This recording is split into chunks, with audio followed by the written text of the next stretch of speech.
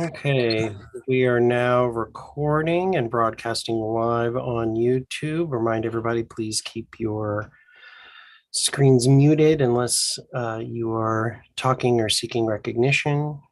All right, so it is Saturday, May 21st. The time is 10:39, and I'm calling this meeting of the Libertarian Party of Indiana State Central Committee to order. I'm getting echo from somebody. Test one, test two. I think it might be you, Mr. Hirsch. I'm going to mute you. Test, test, test. I still hear it. Can't tell who it is. Going to mute Mr. Galt. There. All right, that's better. Okay. So the agenda was up on the website, as is the custom. Let's share that right now. Can everybody see it? If you can, give me a thumbs up. You can't see it on my screen? It's too small?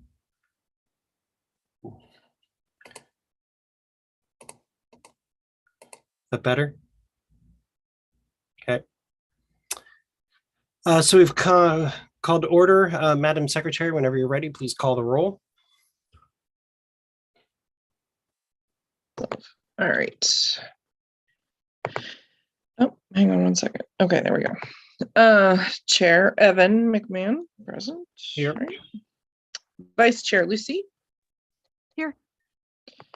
Secretary, that's me. I'm somewhat here. Communications Director Michelle Holliday.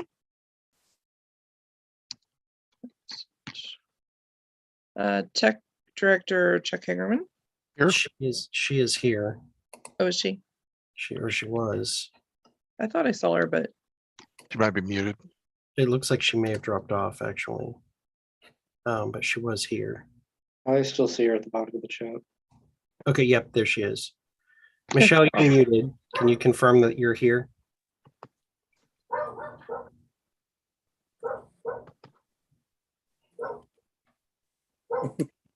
Okay, well, she was here and talking earlier, so. okay, that works for me. I will count her as present. Hang on, there we go. Yeah, okay. Tech Director Chuck Hagerman. Pretty sure you were here, right? I'm here. Yeah, I was gonna say. Field Director Morgan. Political Director Chris. Present. I just want to applaud that we have a political director present. Just District 1, John. John Chick's here. Hang on one second. Did you hear me? Yep, I got it. District 2, Elizabeth. Present. District 3, Christy. Here. District 4, Dennis. Present. District 5, Greg Noland. Present. District 6, Luke. Larry Silver filling in for Luke. Okay. And the proxy request was submitted in writing to me prior to the start of the meeting. Okay. I'm typing in Larry Silver as proxy. Got it. Okay. District 7, Kent. Present. District 8, Jay. Present. District 9, Greg Hirsch. Present.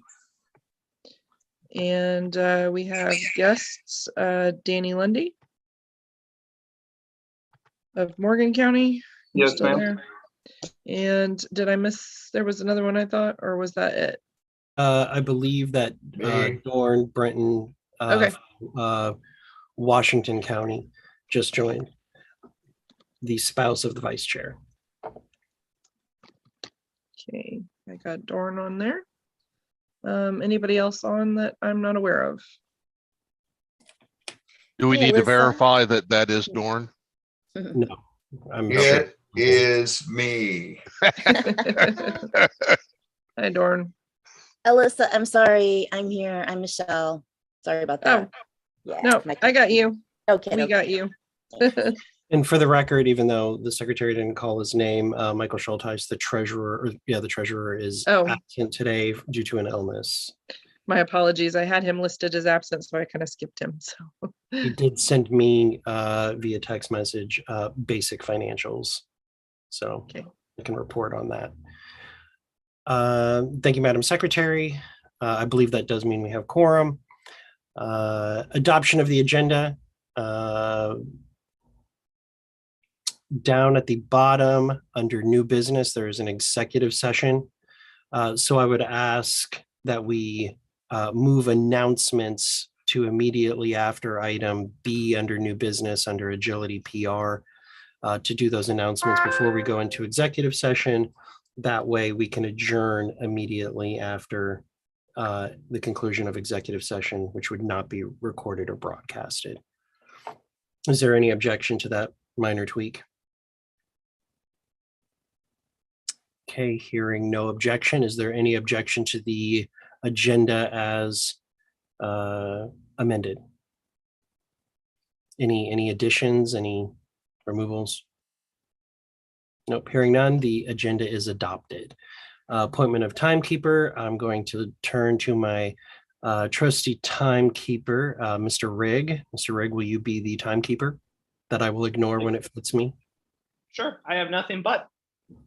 Time. All right, reports of officers. Let me go full screen here. One cool thing real quick, current state party membership, we are at 489. That is, I believe, a 31 member increase over last month for our state party members. So that's great. Good job, everybody. I would say the majority of those are triple members. I do know that Michael Schulteis has been sending out, has received data for most people. Please check with your county parties to make sure that they got, I know they got the email, went to the chair and the treasurer, but that they checked their junk and promotion folder. And also, it is not a phishing scam. It is actually a direct email from me asking for information so that we can direct deposit their triple membership payments. The first payments will start electronically the first week of June. So Michael will get the report June 1st, and then he'll schedule those payments within a couple of days of that. So that's great news for everybody. Other thing that we did, we talked about this at the state convention, creating new world's smallest political quizzes, posters, and signs. Those officially came in, and you can, I know it's hard to see from the light glaring off of it, but that is the new poster. I put it in my old frame that had the stickers from the previous poster on it. And here is the new political quiz cards that are branded for the LPIN. Very nice. And for those of you who may not remember, this is what the old cards looked like. This is what our new ones look like. And on the back, there is contact information for people to put their contact information, a checkbox that they want to subscribe to our monthly newsletter, or if you want to take notes on the person. And remember, if you're using these, doing a raffle at your county fair or something like that, somebody takes the quiz, they fill out their information, drop it into your collection bucket, and now this can be entered into the CRM because now you have their information and you have their score, which will help you target people for doing communications, whether it's specifically about personal liberty issues or economic liberty issues, or an overall if they scored high. So that's great. We're giving all of our affiliate counties a bundle of 100 and then one poster. It is the county's responsibility to secure the frame for their poster. Districts 1, 2, and 3 were delivered to Christy Avery yesterday. Districts 9 and 8 were delivered to Darren Kinzer in Lawrence County, and Mr. Hirsch is going to be picking that up and delivering it to Mr. Solomon, or working with Mr. Solomon to get them to them. Everybody else will get them soonly. We ran out of time yesterday, and both my mother and me, after spending basically the entire day in the car, had significant back issues, plus me loading and unloading the truck or the SUV. So we will work on getting the rest of those. Okay. And I just found out that my boyfriend has a ruptured eardrum. Yay. It's probably from me yelling at him all the time. Or at least that's what he's going to say. We all know I don't yell at people. I would like to take a moment to congratulate Mr. Jay Solomon on being appointed to the Darmstadt Town Board, or is it town? It's Town Council in Darmstadt, which is in Vandenberg County. And so congratulations to Mr. Solomon on that. Councilor Solomon. We've also had some additions of lots of local candidates recently, including Kosciuszko County just had two. They just had two candidates file for local office, and they're going to have a third. This isn't part of my report at all. Oh, sorry. I'm excited about it. Sorry. I I believe didn't the take chair your has word. made all of us redundant, folks. Yeah. I'm pointing out the fun, cool stuff that's happening. Looking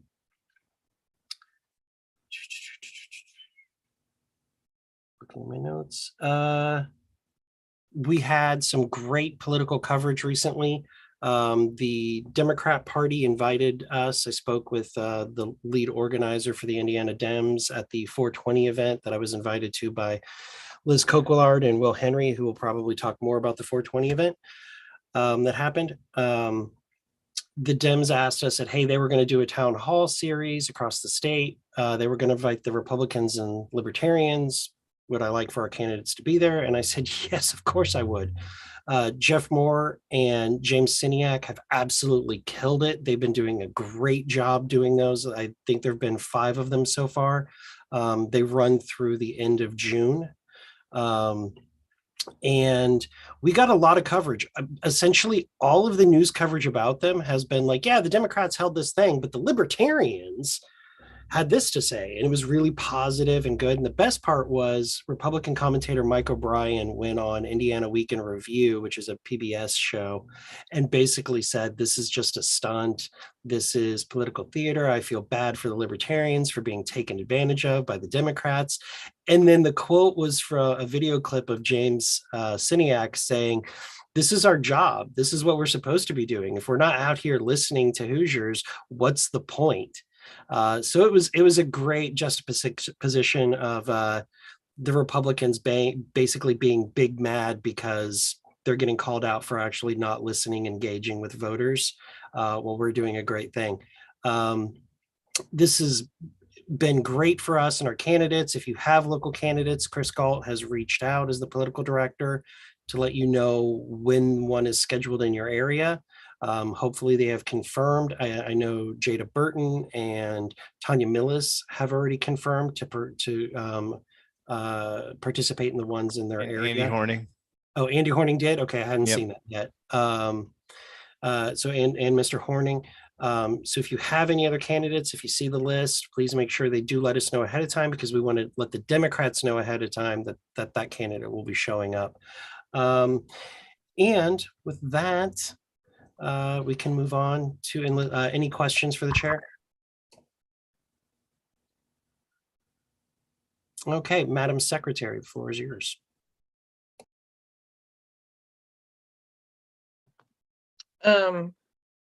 I'm like completely haven't been anywhere near a computer for the past month and a half, so I apologize. But I do have all the minutes, I promise.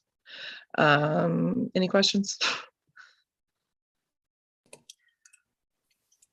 Nope.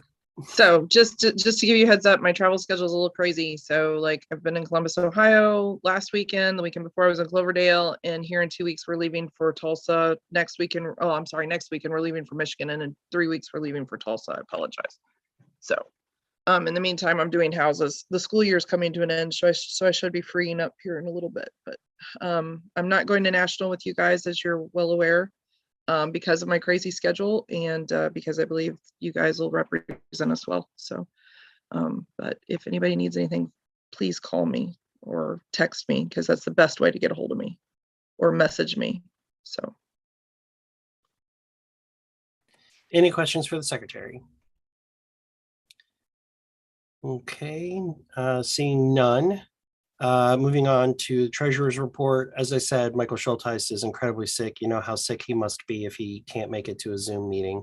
But he did message me. We have about 60,000 cash on hand right now in the bank. And that was basically it for my information. And hope he'll, wish him a speedy recovery. It sounds like he's not in a good place right now, health-wise. So, but he does feel like he is going to be able to still go to the national convention. So, Vice Chair, Miss Lucy Brenton. Thank you so much. I'll yield my time back. There's not much to report from this month on the vice chair side. Okay. Any questions for the Vice Chair? Okay, seeing none. Moving on to reports from the directors. Communications Director, Ms. Holliday. Hello, I also have a very small report. Just want to say excited for the Secretary of State campaign, and my computer should be back next week. We will be resuming the fireside chats. So anybody that has any candidates that would like to have a fireside chat, please feel free to email me and we will be scheduling those. And with that, I will yield back. I do want to just give a shout out to Ms. Holliday for helping some of the campaigns create, or at least discuss what's typically in a press kit for a candidate, as well as giving some good tips for how to gain media coverage and how to interact with journalists and reporters, as well as I know she's been contacting local reporters for events that are going on with some of our statewide candidates. So thank you for that. Political Director, Mr. Galt. Thank you. First, we had our Get Out the Vote event on May 7th. We had 27 volunteers. We trained everybody on e-canvasser and door knocking. We knocked over 1,000, or basically 1,000 doors on that Saturday. We had a 32% conversion rate. So we talked to about 320 houses, answered the door. We dropped lid at all the ones that didn't. Kristen raised $100 without asking. Like, it wasn't the focus of the event was to raise money, and she got a $100 donation out of it. So that was pretty cool. We had, 77 over, I'd say, 115 of the doors were very positive. So about a little less than half were like very happy we were there, very positive to the message. Some filled out postcards to get mailer right before the election as a reminder to vote. Many of them agreed to put yard signs in their yard.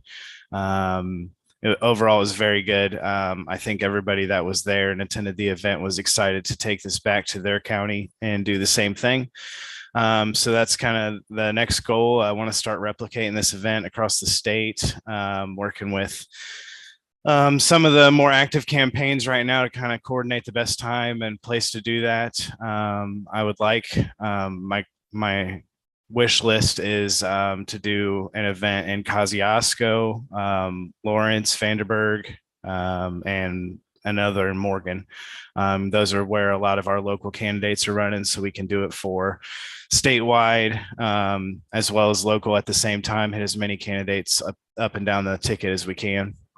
But I would also, on top of that wish list, I would like to hear anybody else that would like to host one of these and do that. So feel free to reach out. Real quickly, any questions for Mr. Galt? Okay, hearing none. Just as an indulgence, because I didn't mention in the report, and it was asked of me earlier, I did reach out to the state fair, and I reached out to them again. I believe it was Monday or Tuesday, and I've not heard back from them yet. So the state fair booth is kind of up in the air.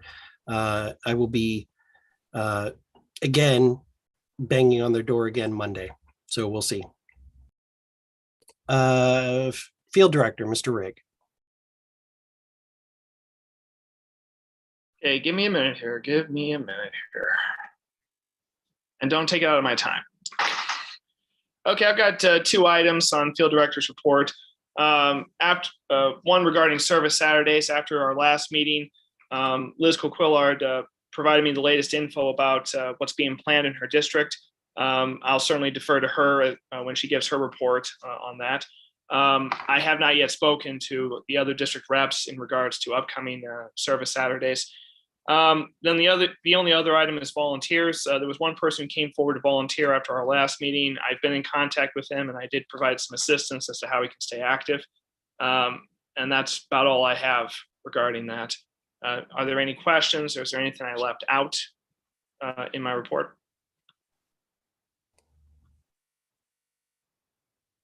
Any questions for Mr. Rigg? Okay. You know, we can keep talking for another minute so that I can actually do this on myself. Thank you, Mr. Rigg. We'll move on.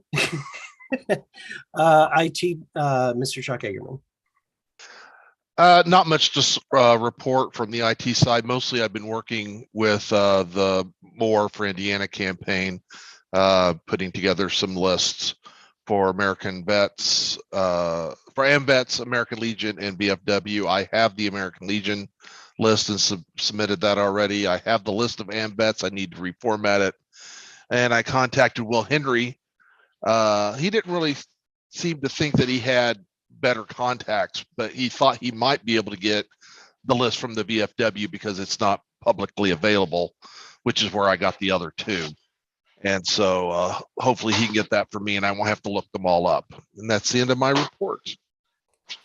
I will say that Mr. Hagerman will make that list available to the other candidates. He's not doing it strictly for the Moore campaign. It just happened to be during a Moore campaign meeting that topic came up, and I assigned Mr. Hagerman the task of doing it. Even if Jeff wouldn't. Yeah, Jeff was like, no, Chuck's too busy. And I was like, no, Mr. Hagerman will do it. Any questions for Mr. Hagerman? The Zoho, I will say from the IT side, Mr. Hagerman doesn't know this yet, but on the Zoho side, me and Michael were scheduled to have a multi-hour Zoom session where we were going to start the process of transitioning to Zoho as approved by the board tomorrow. But because Mr. Schultheis is sick, we're going to move that to Monday and start doing that process. Then one of the reasons is because our annual payment for QuickBooks is due the middle of June, and it is almost $1,000 savings if we do it through Zoho, and it's identical system. So we want to get that done before the QuickBooks bill comes due. And Mr. Hagerman, I think I will put you in on that. Now I'm thinking we have a data team meeting. Is that Tuesday? It's Tuesday. Yeah, it's Tuesday, not Monday. That's right. Okay. Any other questions for Mr. Hagerman? Okay, hearing none. I had requested that our region reps start producing written reports, and I've also asked I've talking to the people who are running for region rep and alternate. I've said I would like a monthly report from the LNC, written report, as well as I would like for them to attend at least twice a year our SCC meetings, at least twice, not including our convention. I would like for them to attend our convention, but I know this year, like 3 of our conventions out of 4 were like the same weekend. So I would like for them to attend, but sometimes those scheduling conflicts do occur. And with that, Mr. Nana produced a really nice, well-written recap of not only what some of the big decisions were on the LNC, but also the input from the state chairs on it, which I think is important. So people realize that it is the state chairs that are communicating with the region rep, and the region rep isn't just doing whatever he wants or she wants. That report was forwarded to the SCC yesterday. So I won't recap it here, but it was forwarded to you all in writing. Any questions about the LNC update? If there are any, I would defer you to the written report. Moving on, District 1, Mr. Schmidt. Shuck. Shit. God, Jordan got me all messed up because he wrote it wrong in the chat and it keeps hitting my head. I'm sorry, Mr. Schmidt. Yeah, no problem. Let's see, here in Porter County, our chairman is continuing to do a really good job of holding regular meetings. He made a list of all the offices where there's only a Republican or a Democrat that is going to be on the ballot. And so he's right now starting the process of reaching out to our local members to nudge them into running for one of those offices where there would only be one other candidate that would be running against. So that's, anyway, in Porter County, I'm really happy that our chairman is active and doing that kind of work.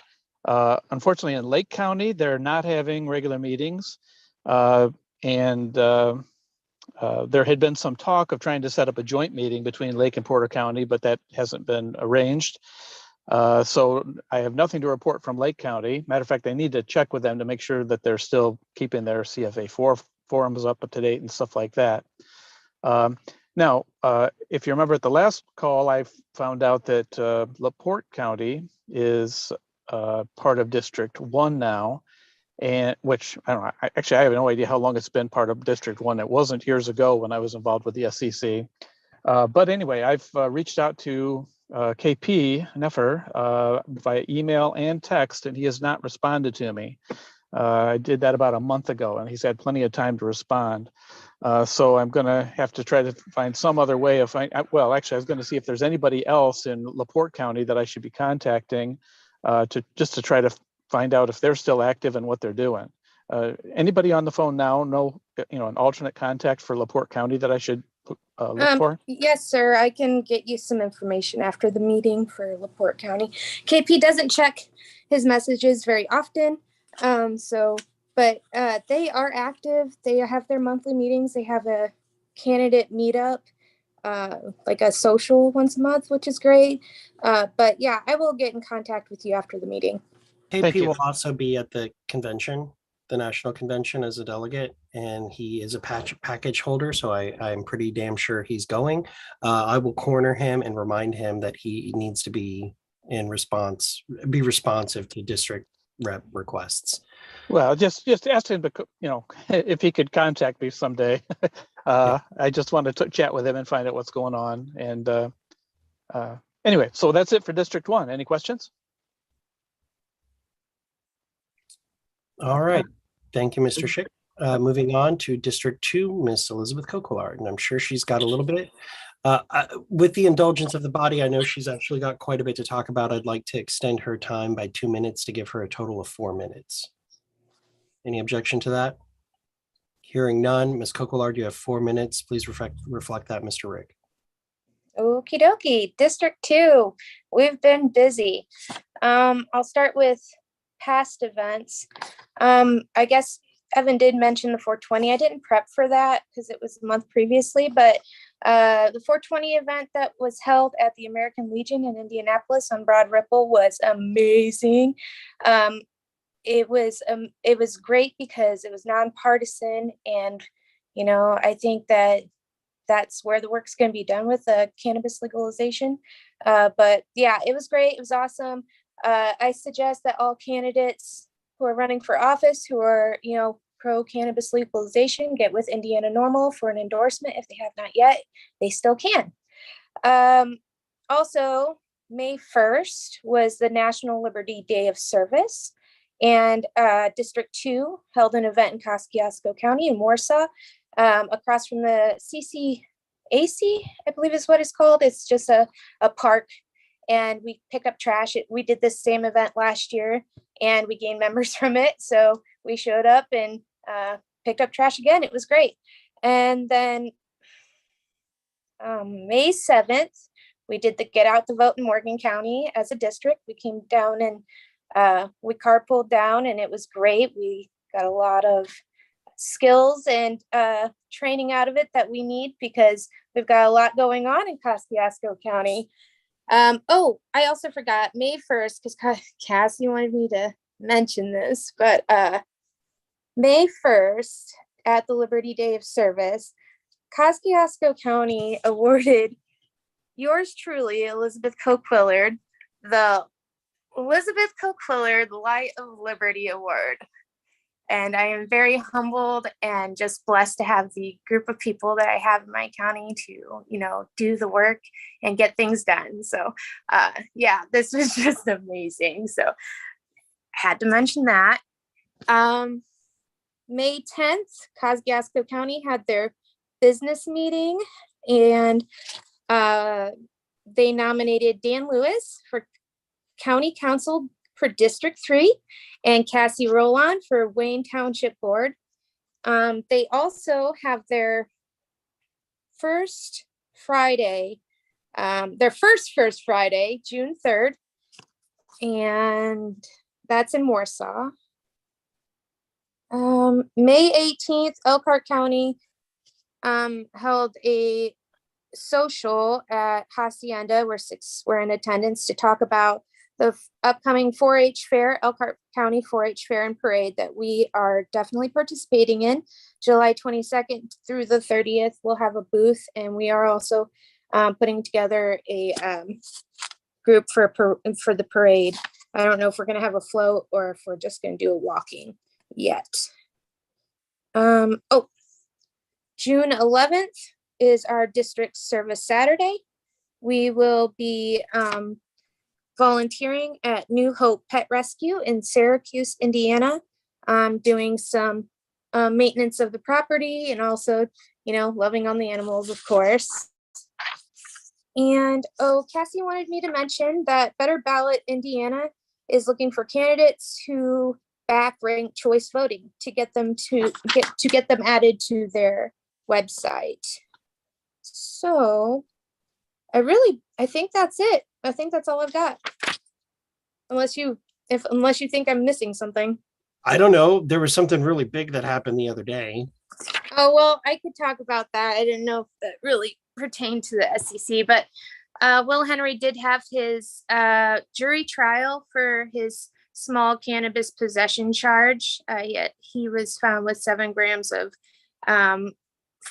cannabis flower in his car back in, I think, September or August. I can't remember. But anyway, it was actually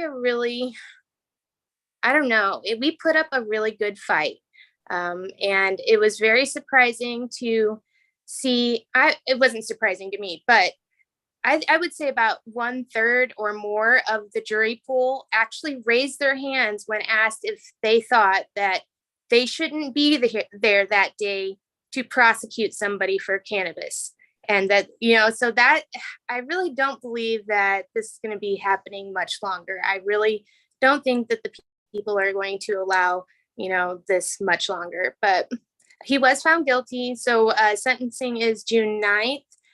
We're going to do a letter campaign and ask that people write letters to his lawyer, to the judge, for leniency, to tell them he's a huge contributor to our community and that we would be hurt without him with us. So that will be coming shortly. People will be probably getting emails or whatever But yeah, I don't know what else to say. Both myself and Mr. Rainwater went down to Morgan County to spend the entire day there as part of the trial. And it was interesting. The two things that I observed was at least one of the officers, the other one mostly, were very honest and forthright. They were asked questions that did not help the prosecution, and the officer was very honest in his response, which was very surprising. It would have been real easy for him to not make those statements. But the other thing was, like Liz said, they struggled to seat a jury that was willing to convict. Most of the jury pool had basically said they would find it very difficult to convict somebody. One guy even said, I don't even think we should be here. This should not be a crime. You are wasting our time. I am not going to vote guilty. It was very adamant about it. Yeah, that he himself uses cannabis for his. He said he uses cannabis. Yeah, it was interesting. Did we get him some party information? It's not appropriate in the court. Hand people things during voir dire. Yeah, as much as we'd like to. There was somebody who's from Puerto Rico who was a potential juror who also said, not only is this not a crime in Puerto Rico, you can't use a drug dog in Puerto Rico unless you already have other probable cause of a crime, not an infraction. So traffic stop isn't justifiable, and they don't have the smell test in Puerto Rico. So the cop can't say, I smell weed, I'm going to bring out the drug dog. It was, and then I looked it up and he was absolutely accurate. You have more rights in Puerto Rico than you do in the mainland. So it was kind of crazy. Any last questions from Ms. Coquillard before we move on? Yes, Mr. Chair. Dorn Brenton had a question in the chat about the sentencing guidelines.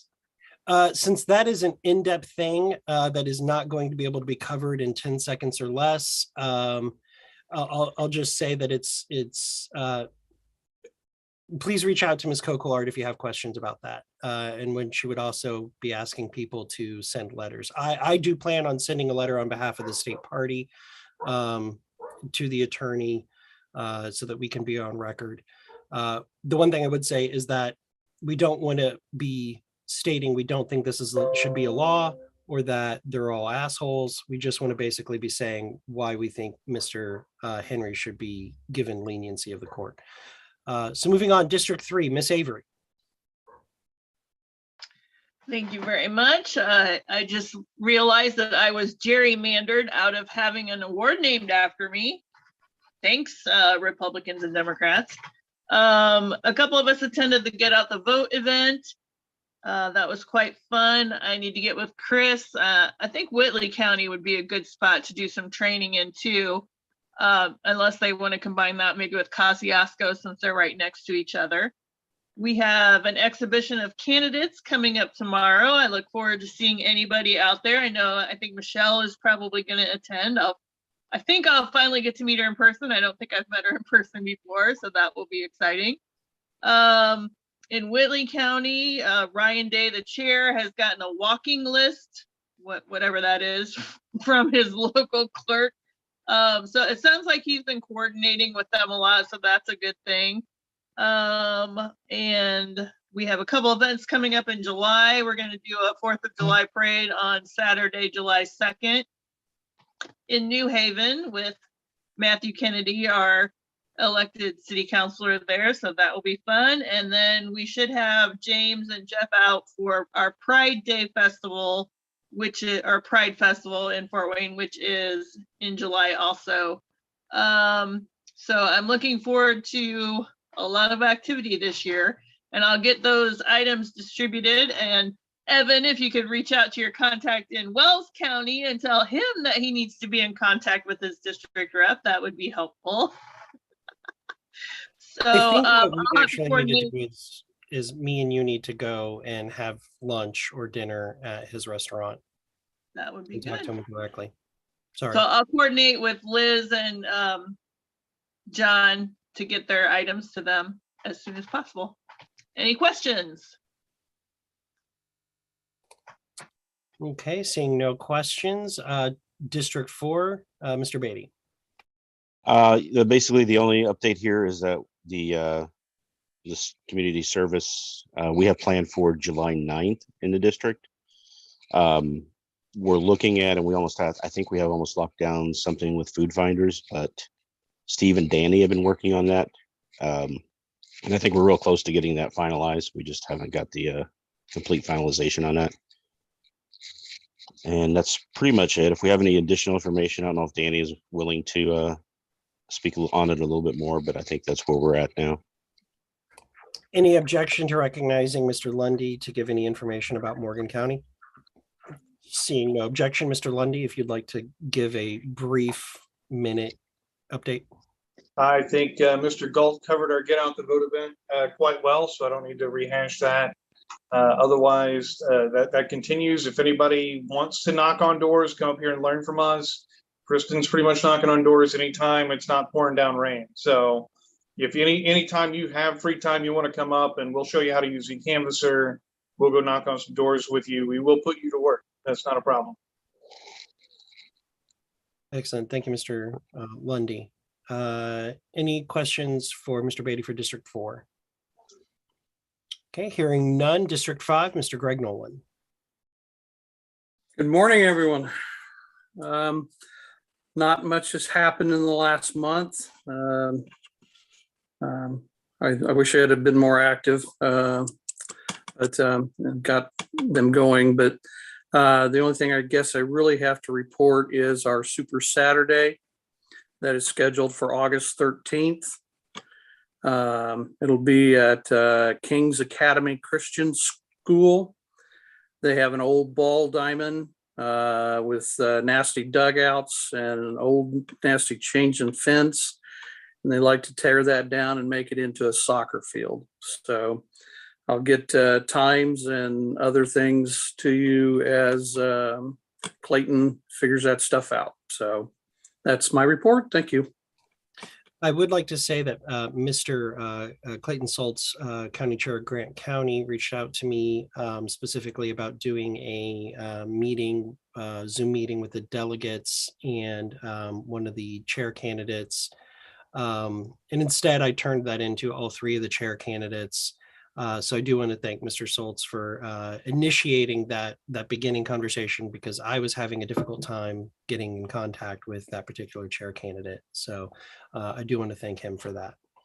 Any questions for Mr. Nolan on District 5?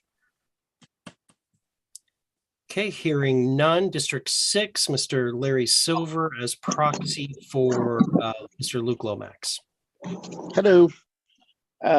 Luke's notes, Henry County will be doing their convention next month.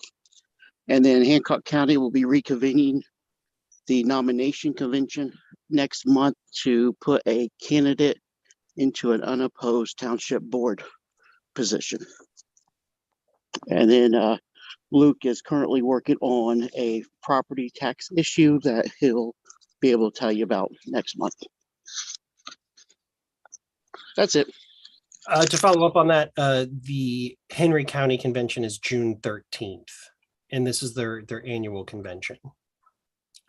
So they will be nominating a couple of candidates at that. I actually just talked to Mr. Morrill yesterday while I was up in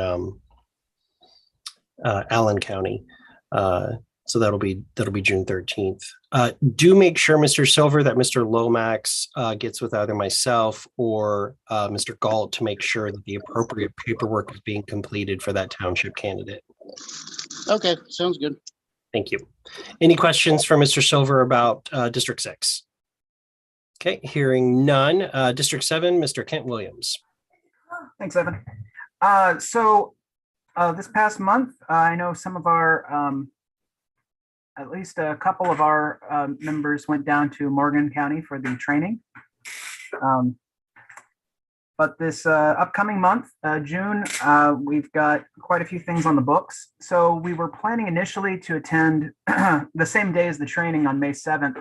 There was supposedly going to be a taco fest here in Indianapolis. So we are going to, it got rescheduled for June the 5th. So that's a Sunday, 2 p.m. at the Indiana Discount Mall, the south side of the Discount Mall. So we should make an appearance there. And let's see. So it was too late for us to get into the Indy 1500 Gun and Knife Show for June, but we are all set to go on the September show at the fairgrounds from September 9th through the 11th. That's on the agenda. So Pride, the big thing in June is Indy Pride, which is going to be Saturday, June 11th. We've got a 10 by 10 booth all rented. That's what the space they gave us. I think normally it's 10 by 20, but we're gonna make do. And no, it's always been 10 by 10. Oh, okay then. You got a 10 by 20 in 2012 for Rupert's campaign. That was the only time it was ever 10 by 20. Okay. Let's see. So I've been asked by the LP of Marion County, since it's a statewide event, if the LPIN would be willing to contribute half of the booth rental cost. The total cost is $270, so it's only $135. And with that, you're out of time. No, just kidding. That would be a motion that you would need to make outside of the district reports. Okay. Which actually would need to be, when we go to break, let's address that then and adopt, amend the agenda at that point. Okay, thanks. One question. Some in the Libertarian Party Marion County are of the belief that our service Saturday is in December. Is that correct? That is my understanding as well. Okay. Ms. Avery, do you have that note handy? Did we both get December?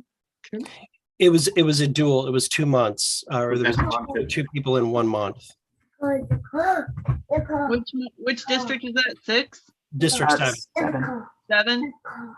I didn't have 7 on my list, but 8th is in December. That's right. Actually, it was District 7 didn't pick one because you didn't want to potentially do Christmas again. So you guys were going to pick them up, you think, and come back. Right. So which months were, what do we have then? I don't know. October. I don't see October anywhere. Okay. I'll put us in for October and see if they like that, or if we can double book December. We'll see. Please coordinate with Mr. Rigg on that, Okay. and then we can give the announcement on it. Any questions for District 7? Okay, hearing none. District 8, Mr. Solomon. Thank you, Mr. Chair. Good bit of stuff to report from District 8. First of all, for our congressional campaign, Mr. Horning's campaign is now under new leadership. Micah Haynes has taken the realm after Mr. Goddard and Mr. Horning parted ways. So Godspeed to Micah. Wish him the best in that endeavor. Like Evan took the wind out of my sails and said, I was appointed to fill a vacancy on the Darmstadt Town Council, making myself the first Libertarian public office holder in the history of the LP of Vanderburgh County, and the currently, to my knowledge, I hope, the only Libertarian public office holder in the entire 8th district. So things are happening, things are going. As far as campaigns go, Jada's campaign still going well. I set up a meeting with Signature School, which is in her district and was just ranked the #1 charter school in America. She had a really productive meeting with the, I don't know what they call it, president, I think, of that organization. She got the red carpet rolled out for her tour, cute little photo op. We are currently planning a couple of events for that campaign. June 4th is the River City Pride event. It's like a festival and a parade, so we're going to be camped out at that. June 8th, Mr. Galt sent me the information for that town hall. Ms. Burton will be in attendance for that. And also planning on meeting up with Chris some point soon to get caught up on the door knocking stuff so that we can actually get out and start hitting doors and pushing that two-way race even farther. I have a couple more things. Could I move to extend for a minute? Any objection to extending for a minute? Hearing none, go ahead. Okay, moving on from Jada's campaign. Owen County currently has 2 races, Chad Van Ryn for Owen County Commissioner District 1 and Rachel Combs for County Council District 3, which is still a 2-way race. So that's good, a good scenario.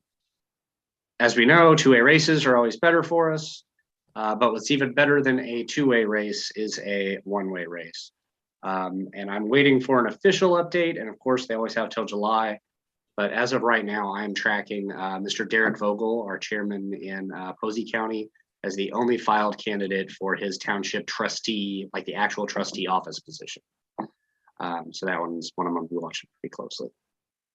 Mr. Solomon, talking to other people that are running for trustee, there's a lot of libertarian ideas that I have for people who are potentially running for trustee, and just know if Mr. Vogel gets elected, even by default to trustee, I would be more than happy to work directly with him. I'm providing my personal free time to help them do libertarian things within that office that are not bad. They're good, positive things. They're not scary, selling stuff off. Yes, Mr. Dorn, I have free time. It's when I typically sleep, but just FYI. I know he's been pretty involved. I'll let him know. I know he's been really involved with the township stuff where he's at. He's been a first responder forever. So I think that township has really like mismanaged the fire department and basic stuff like that, which was a hot button for him. My big concern is poor relief. That a lot of those town budgets have $1 million plus in assistance that never gets spent.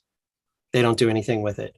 And I have a solution for what can be done with it that is legal, but also makes it so that it becomes unnecessary. But we can talk more about that later. Is there any other questions for Mr. Solomon? Again, congratulations, sir, on your appointment as the Darmstadt. Did I say it right that time? Darmstadt. Darmstadt. Mr. Nolan has a question. Is your new position a paid position? It is. It is, which I thought it was weird. There's a W-4 required for that. Didn't seem like a W-4 kind of gig, but yeah, it is $550 a month before theft. Really? That is surprising to me. I thought it would be like $1,500 a year.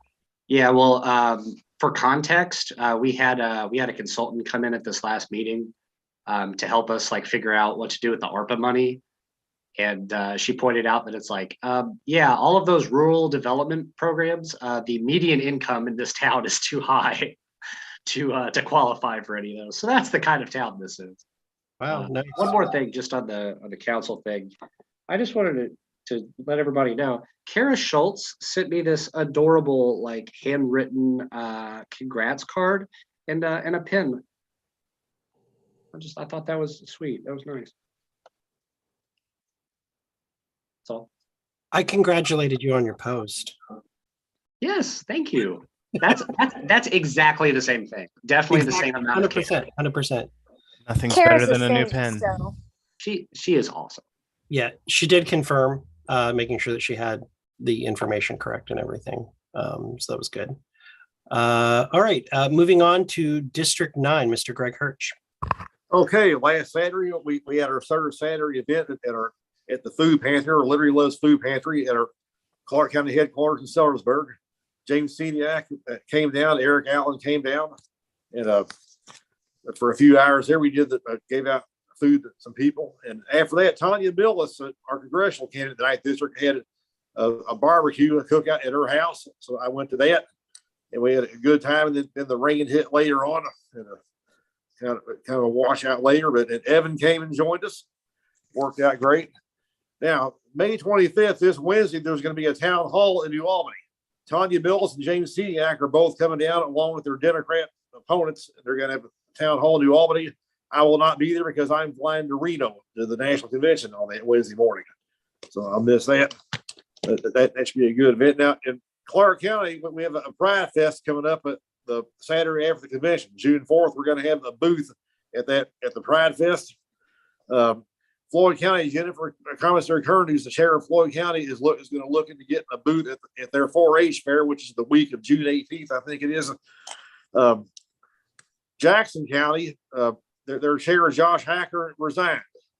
I've not talked to them. I don't know what happened with that, but they're going to, right now, their vice chair is acting sheriff. They're going to either remove him at the sheriff or choose a new one at their next meeting. I went to their meetup a couple of Wednesdays ago. They're also going to have an event on September 10th, a big Liberty Bash at a park in Jackson County. And Don Rainwater and Jeff Moore and others are coming down speaking of that. The following weekend on September 17th, Lawrence County is having a Liberty Fest in Bedford. They did that last year. It's going to be a repeat of what they did last year in July, but it's going to be, so you have 2 Liberty Fest weekends right in a row, September 10th and September 17th. Ron Hofer Camp in Jefferson County is decided I moved to extend a minute. Go ahead, Mr. Hirsch. Okay, Ron Hofer Camp is going to run for county council now instead of running for state office. I might have said that before in Jefferson County. He said the town clerk told him that he has to get the state chair and the state secretary to sign his forms. Said, no, you're an affiliated county. You don't have, you get to do it yourself. Well, it turns out he has yet to submit a CFA 3 form. He assumed he was affiliated. That we told the county, said, no, until you affiliate your CFA 3 and the other stuff, you're considered unaffiliated. You need to get that done pronto. So that's not accurate. Jefferson County is affiliated. They did file their CFA 1 with the state. They should have supplied a courtesy copy to the county, but they are a county affiliate. I'm happy to talk to the county clerk. However, because they did not hold a convention, a nominating convention, then their convention is considered closed. It does have to come to the state to do that. Only county chairs in the Libertarian Party can't fill a vacancy. Only the state party can fill the vacancy. So that does have to go through us. Go ahead, okay. Mr. Okay, Washington County. Dave Norton's got to run for a county council now, locally in Salem and Washington County. Tommy Brown, in his campaign, he's going to be getting ready to do a lot of door knocking. But what his plan is, he's not actually going to knock on any doors. He just wants to leave literature on everybody's doorstep so he can hit a lot more houses that way. Whether if they're home or not, he figures he can hit a lot more houses just leaving literature and not actually knocking. I'm not sure how good that strategy is compared to actually knocking and engaging people, but okay, let's see. What did I think I about covered everything. I will follow up with Mr. Hoferkamp again. I sent him the paperwork that he needed to have filled out. The time is coming very rapidly quick because the new guidelines for filling a vacancy is I have to give 10 days notice, written notice to the county clerk stating that we're going to nominate a candidate. That has to be handed directly to that has to be filed, stamped, received 10 days before the meeting, the scheduled meeting. Then after that meeting, we have 3 days to file the paperwork with that clerk. And it's not, so I would have to go to Jefferson County, or not Jefferson, Jefferson County to file that paperwork. And I have 3 days to file it once we nominate. Okay, that also reminds me, Ron Hoferkamp, he sent me a message. He plans on holding an event on July 9th, a cookout with burgers and hot dogs and chips and stuff at Clifty Falls, and invite people, try to get more membership. Please make sure to add that event to the calendar, the event calendar, so that we can have it on there and catch that, because that's something I would like to go to, and I think a couple other people would. They're a new county, would like to support their first time event. Any questions for Mr. Hirsch for District 9? I have one. I'll wait till the break if you're cool with that, Greg. Oh, no, you can ask now. It's fine. It's a personal thing. Okay. Yeah. Not actual business. With that, before we head into the break, District 7, I believe, would like to move to add an item to new business. Where would you like to the agenda?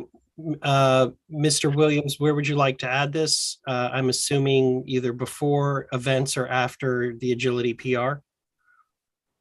I don't really have a preference at this point. Whatever is easy. Before is fine. Okay, so motion, it's new business. And the intent is to put forward a motion for funding for Indy Pride. Is that correct, Mr. Williams? Yes, that's correct. Is there any objection to adding that event for 10 minutes? And let's try not to use all of that 10 minutes. Is there any objection to adding 10 minutes for Marion County Pride to new business above events? Hearing no objection, Ms. Salgado, if you can mark that in your minutes that that was added, and we will come back to that topic under new business. And with that, we have a 10-minute break. The time is 11:39. Please be back and ready at 11:49. Do remember that this is being broadcast, so the recording and broadcast will continue, so you are not don't say stupid stuff. And with that, I will go get a beverage. See you guys at 11:49. Greg, I was just wondering, there's an affiliate in Harrison County, right? Yes. I just checked it on the website. I didn't see any contacts listed for it. Who's running the show down there? Brian Kincher is their chair. Who is it? Brian Kincher. I don't think I've ever met him. Okay. In fact, they haven't done a damn thing in a while, and I need to get with them and see, get them going together. Okay. To that point, we had them on there, we had them listed, but they never responded to anything. And so we've not been able to update. We have had zero communication from the state party with anyone in that officer leadership role in that county. They've only communicated with Mr. Hirsch. So while their affiliation was approved a while ago, it was prior to this term. We've not had any communication with them whatsoever. So the previous county sheriff had resigned about a year ago because it was over some stupid shit. But it is what it is.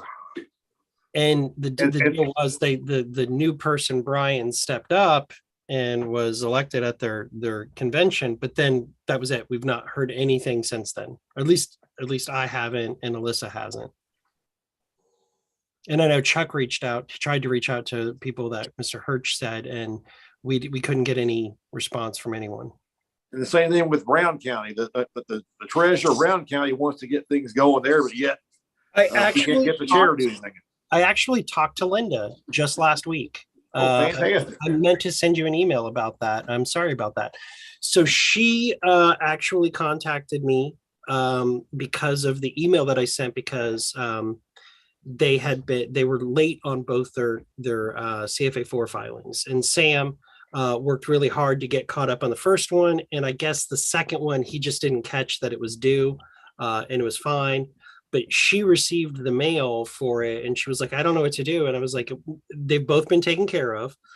And then we had a conversation about it. And she said, I had all of these plans, and then life happened, and I'm really sorry. And she said, one of two things: either she's willing to step up if I help her, or two, she's willing to step out of the way and let somebody else be chair. And so my response to her was, if you're willing to put in the work, I will help you do it, if you're willing to. But if you're not, it's better to just step out of the way and let somebody else. She said she would step up and do it if we helped her do it. Well, then I'll step up and help her out all I can too then. The other thing is her email address was bouncing, and we had the wrong phone number for her, which it was just a digit error. And I think it was when she entered it in, it was just a mistake. But now her information has been updated in the CRM. So if you contact her, the information that's in there now is correct. And I sent her an email with the new info, and she responded to it that same day. So fantastic. So I would recommend let's work to help Linda at least organize a couple events, help her get, if you have the time and can help her maybe attend their first couple of business meetings, help them get them rolling. That would be great. I know it's absolutely. the total north end of your district, but that would be very helpful. Not a problem. I mean, Okay, don't forget that I've had a couple of district meetings in Brown County. Yeah, yeah. And you know, maybe we can get Darren Kinzer to go over because he's just right there in Heltonville. So he might be able to go over and attend some of their meetings and help out too. Yes. There's a very libertarian streak in Brown County, especially in like the Gnawbone area of Brown County. Once you get out of the downtown Brown County tourist area, there's a very much a leave me alone. And they really hate the local government. But so, you know, I think that they could do really good things down there. If they just hold some meetings and hold some public events, I think they could do a lot of good down there. I don't know if Marion County, no, they haven't because it's a new annual one. So no, they wouldn't have, Liz.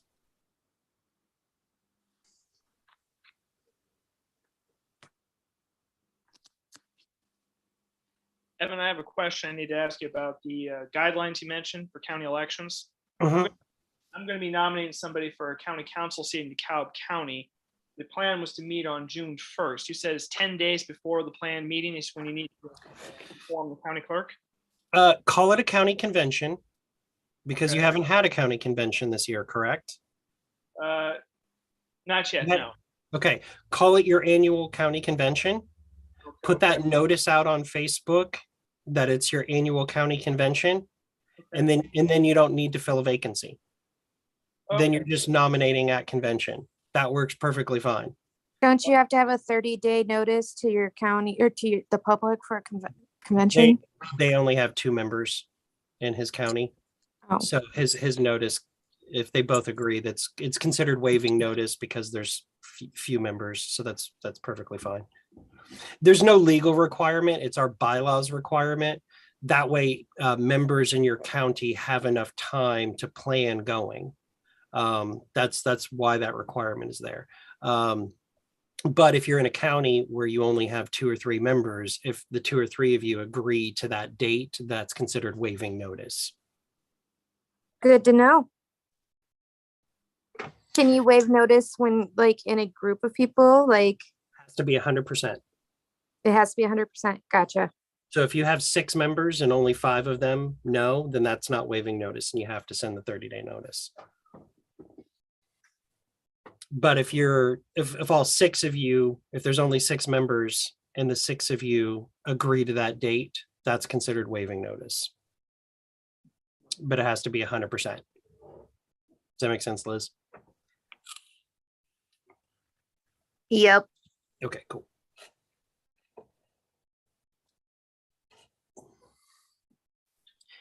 Any other weird, strange policy questions? Election law interpretation stuff? I got one for you, Evan. Yes, sir. What do you know about AIM? I know that they're an organization not to be trusted and that they're secretly plotting to take down the Avengers. Yeah. Oh.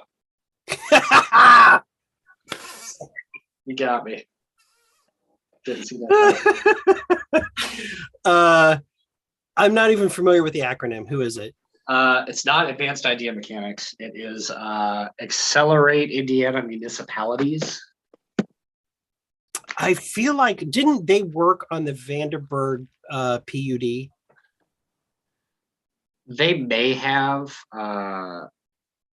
I know that I've heard that name within the last year, but I can't tell you anything more than I remember hearing the name. So don't they do like training and stuff? Yeah, they're, as from what I can tell, they're just they're an interest group of local governments. Our clerk treasurer explained to me as like, oh, they're like our bosses. And I was like, no, they're not. That's not how that works. Like valuable resource, don't work for them. So there are groups like there's the Indiana Trustees Association, the Indiana Township Board Association. Yeah, I think they're associated. There's a lot of those. Yeah, so it might be like a catch-all where it's a nonprofit, probably a 501c4 education thing, where they're working with all of those different local government associations to provide training, best practices, resources, things like that. There are a couple of them. I know that there are dozens of them for legislators and specifically county councils. And there's one for mayor's offices that are really big.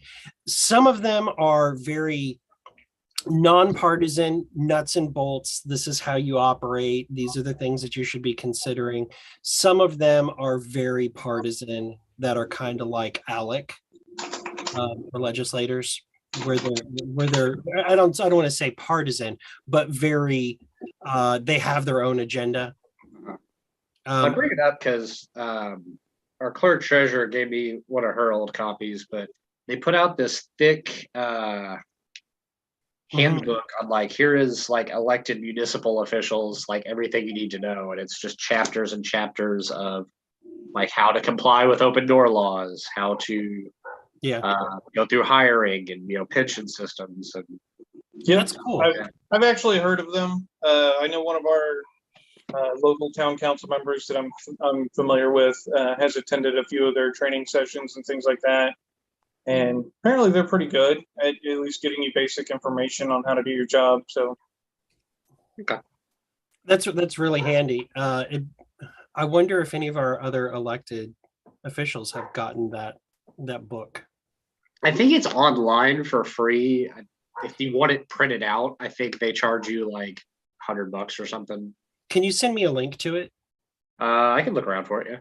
Because I'm willing to spend the money to get a copy printed for all of our electeds that haven't received it, or appointeds that haven't received it.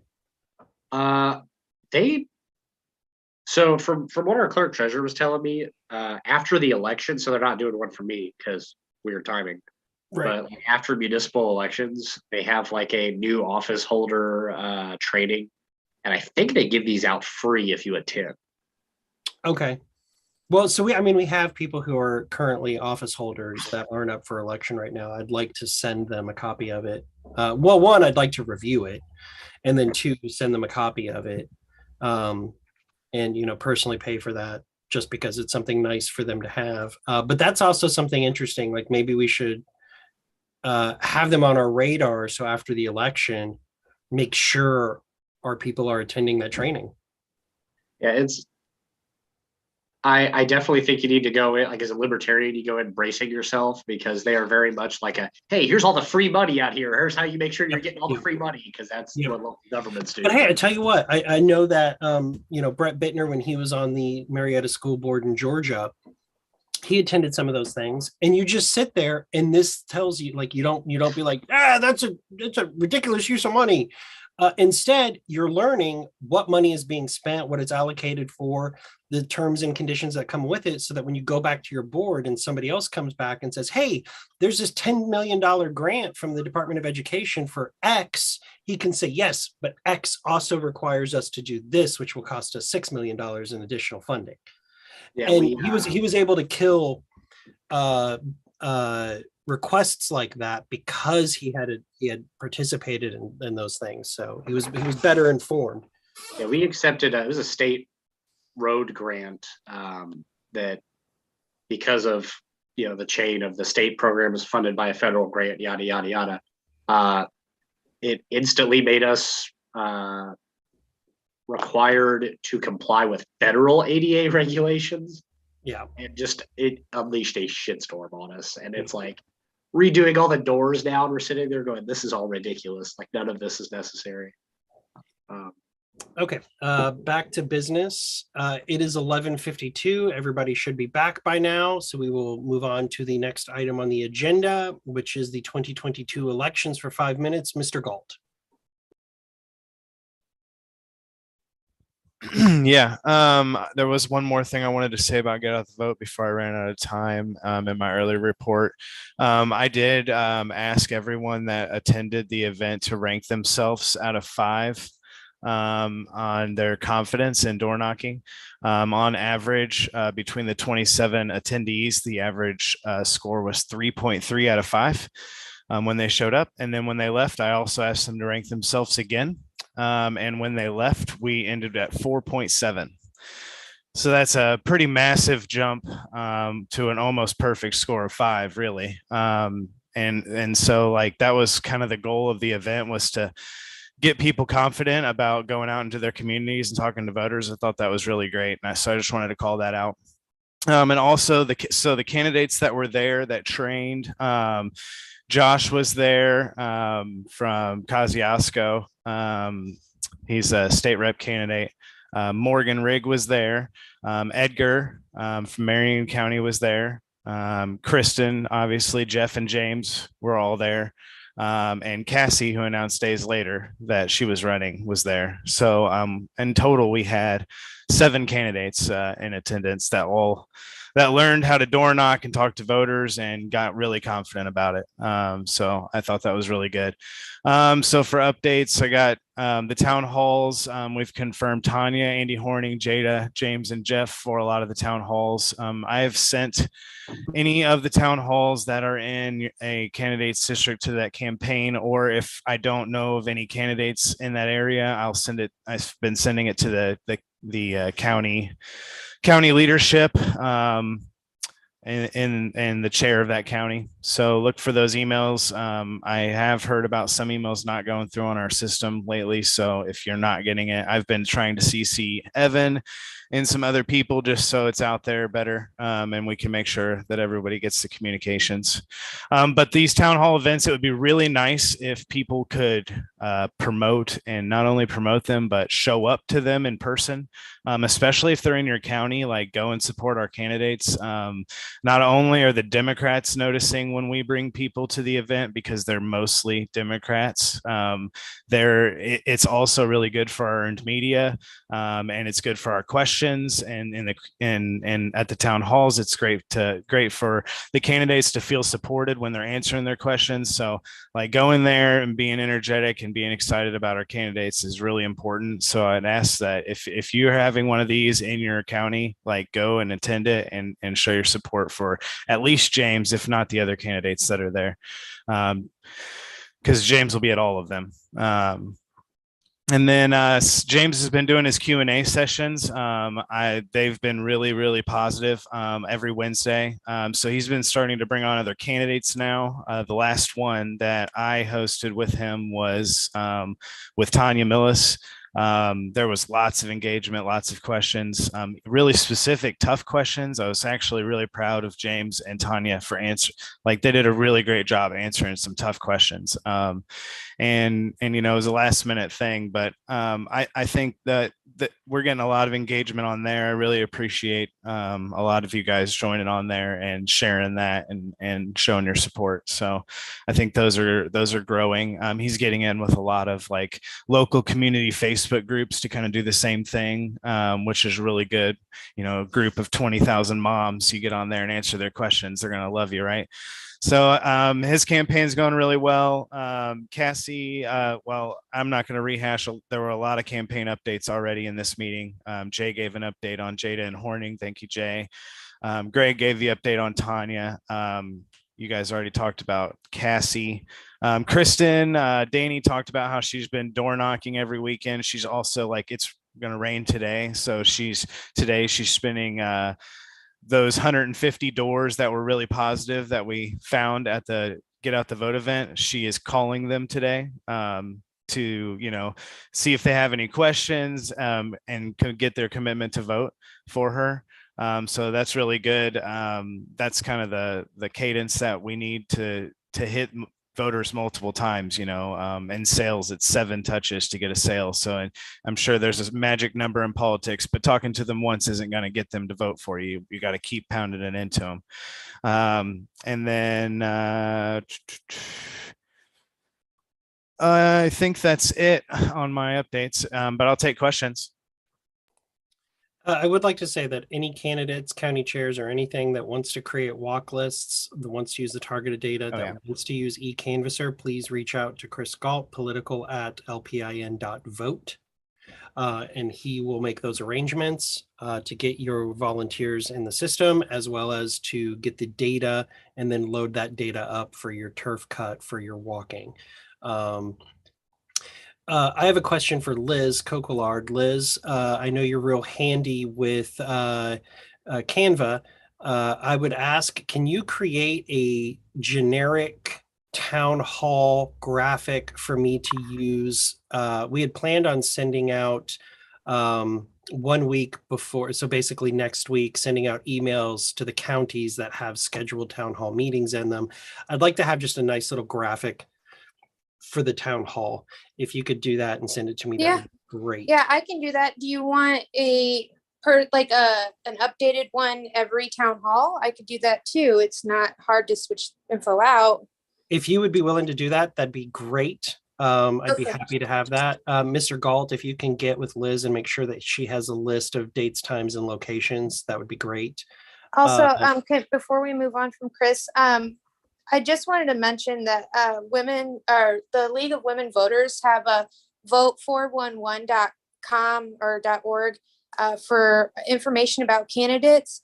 And supposedly they're supposed to send out requests to all candidates, but I've found that none of the Libertarians have received requests. So you need to reach out to them personally to get your information uploaded onto that website. So Chris, if you could work on that or get that out. Can you send me her contact info, and I'll just send her our entire list of candidates.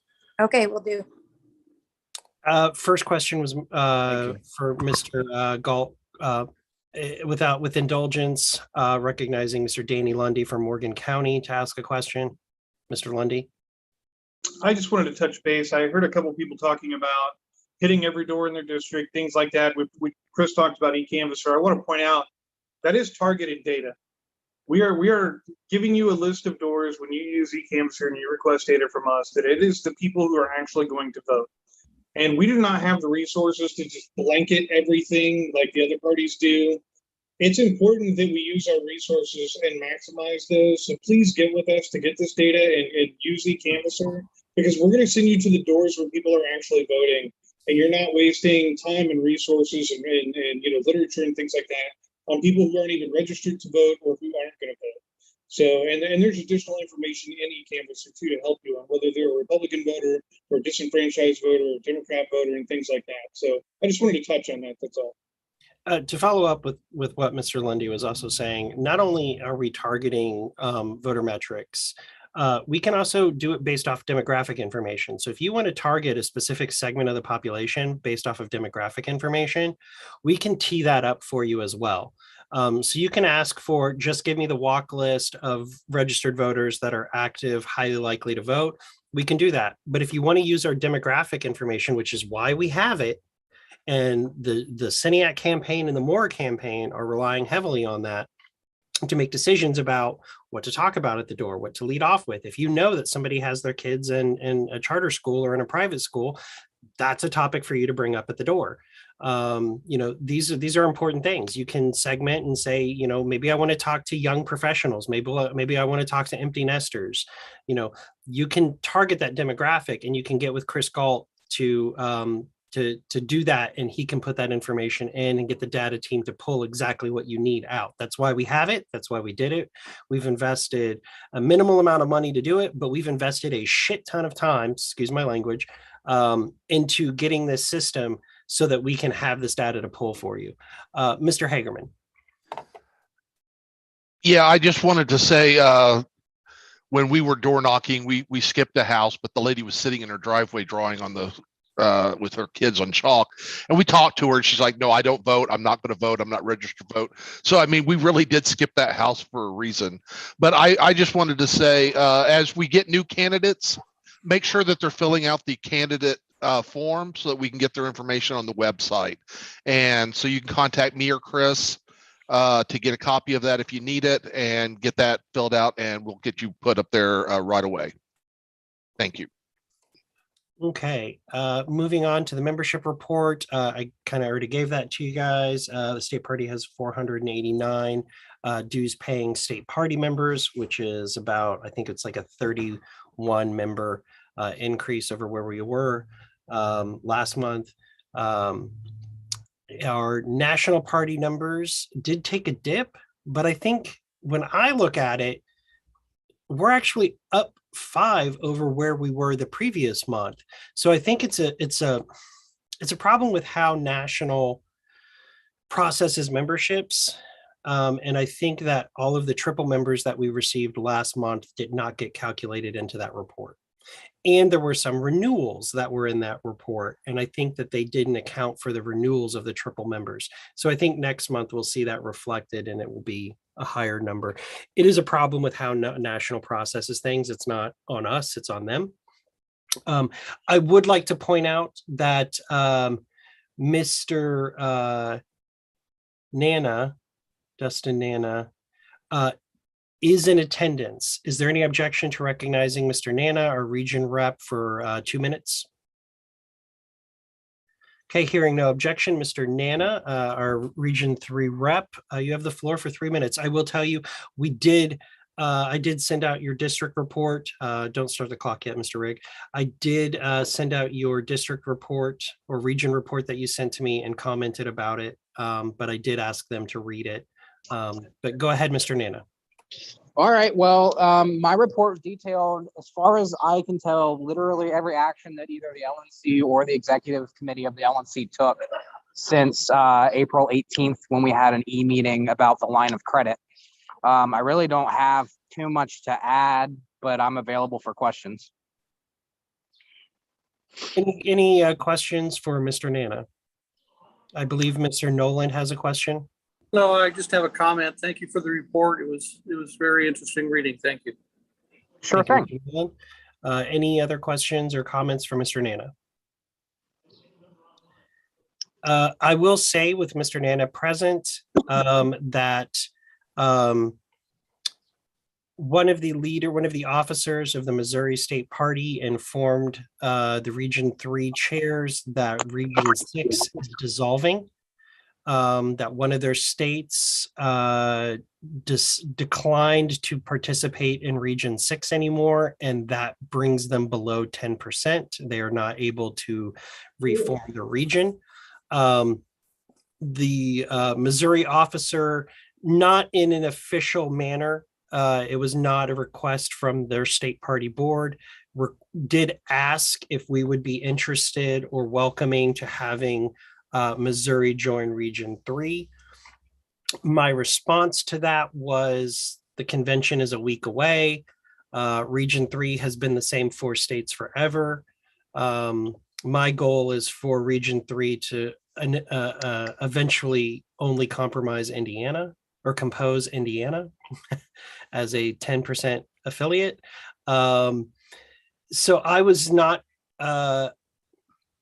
I'm not against it, but I'm also not in favor of it. So I'm not speaking one way or the other.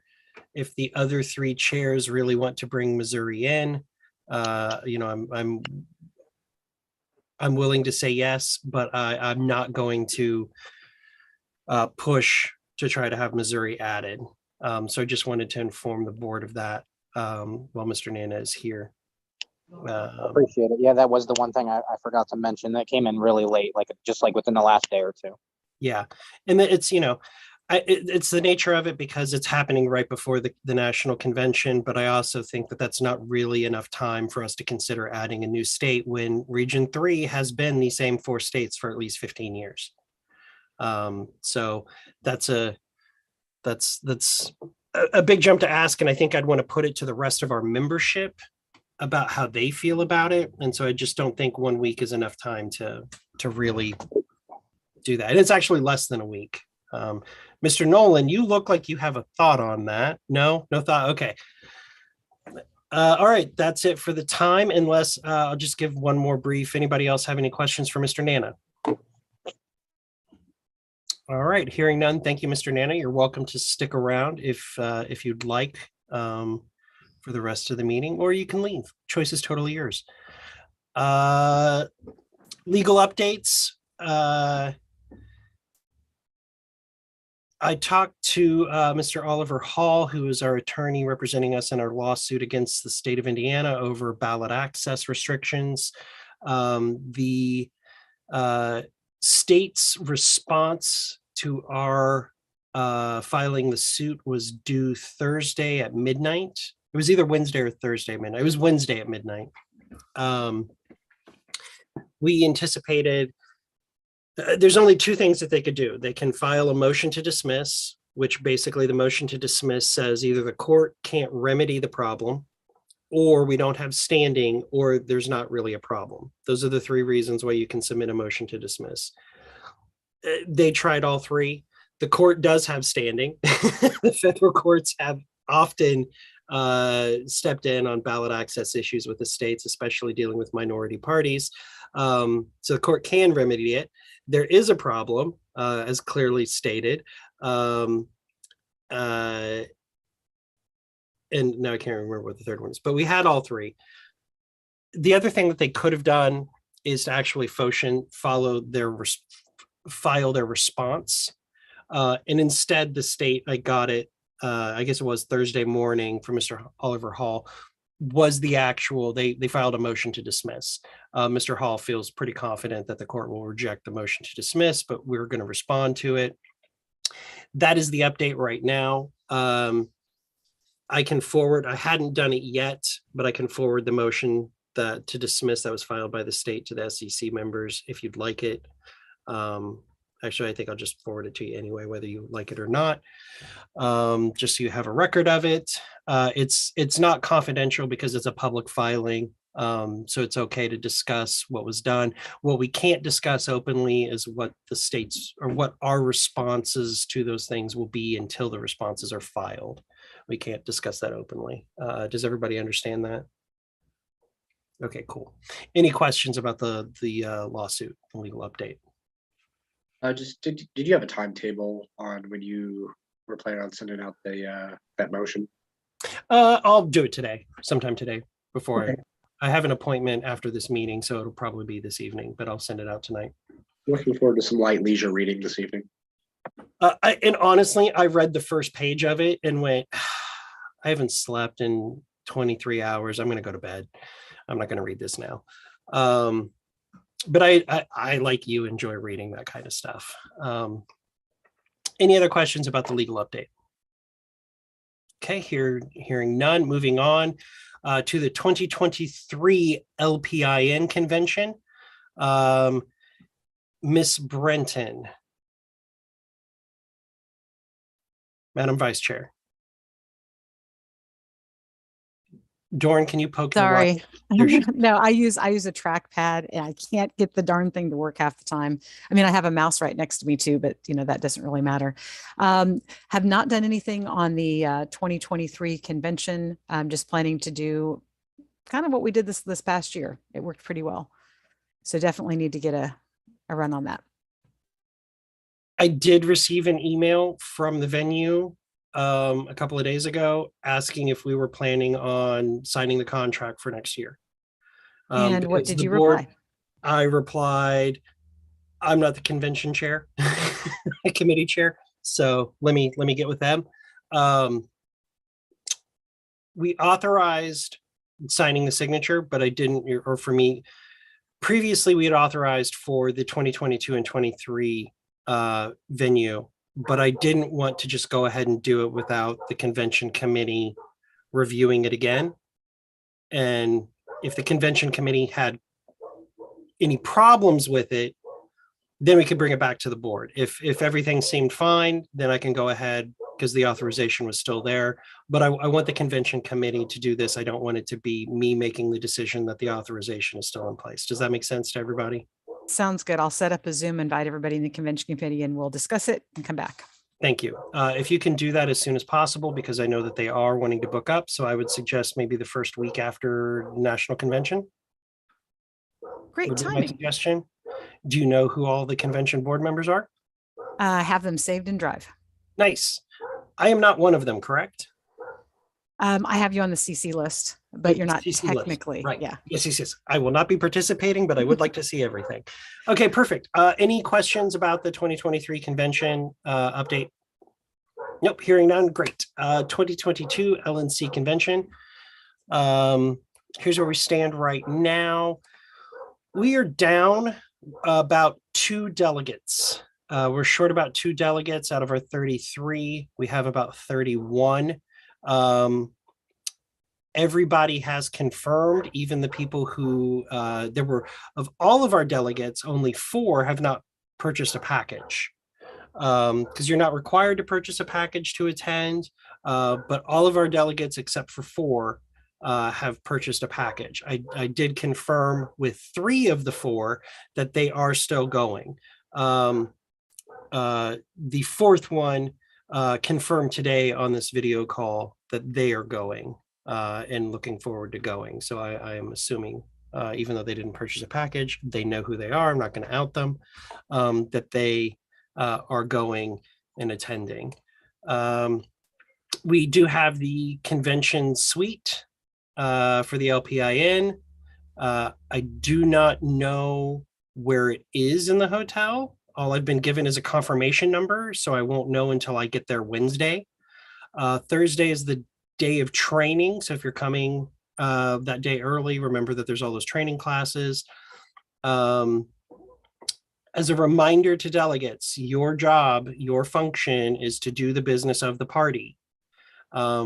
And if officer elections or planks or significant bylaws are happening while some other training session or breakout session is happening, your number 1 duty as a delegate is to do the business.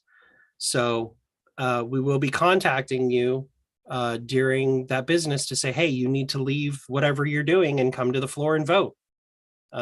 Because while they put out a schedule, those of us veterans who have been to multiple national conventions can tell you that schedule means nothing.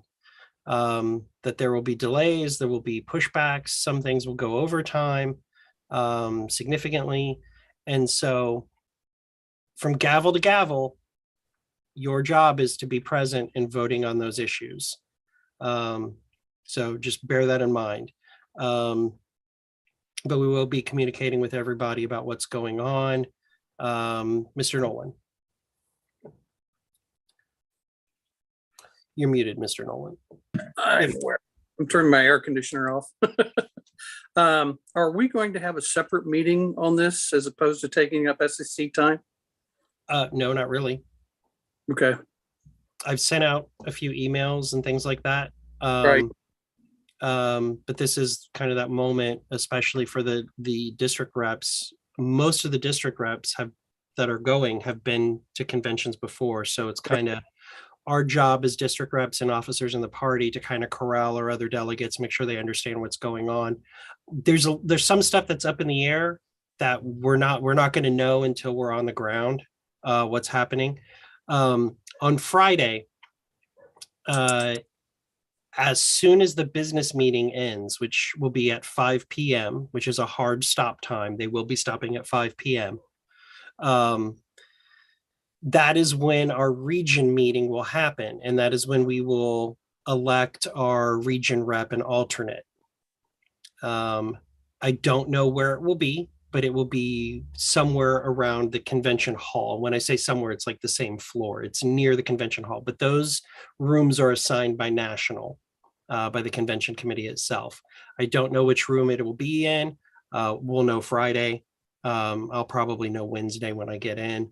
But immediately at 5 o'clock, when we recess the convention, we go directly to our regional caucus room and hold our regional elections. So I'm sorry if that makes you late for something else. That is part of the business. And I'm sorry that people scheduled things during business stuff. Anything else, Mr. Nolan? Or is that it?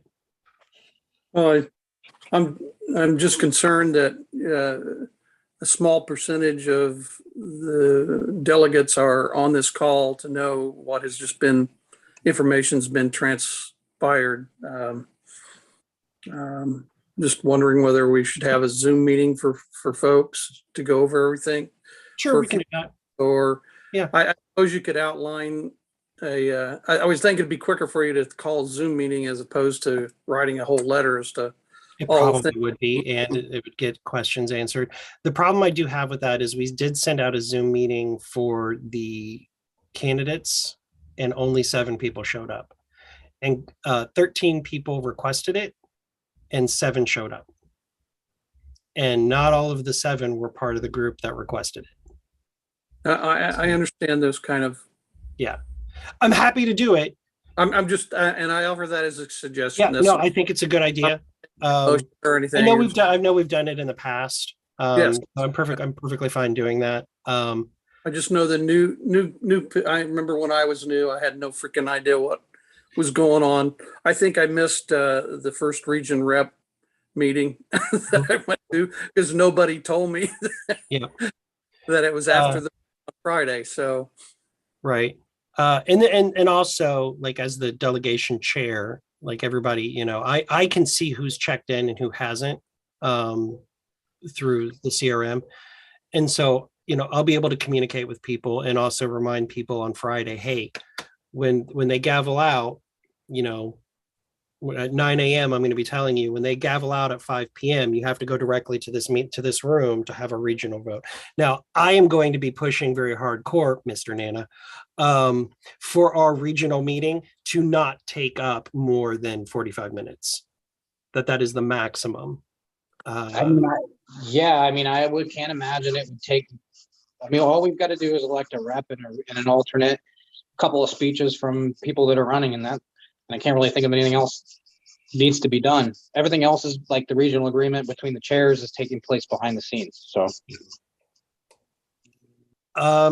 any other questions about the 2022 convention?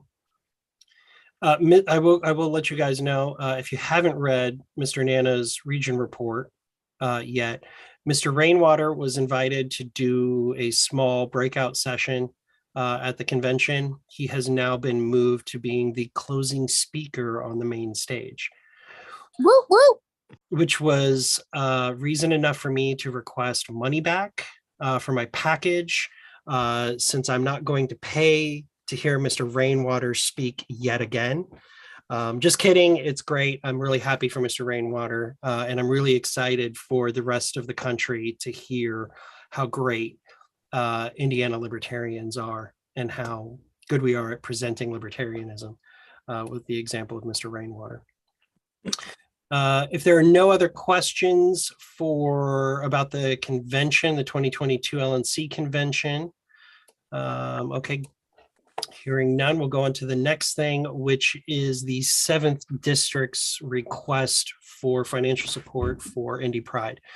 Mr. Williams, it was pointed out by Ms. Coquillard that Marion County has not yet used its $250 allotment for the year.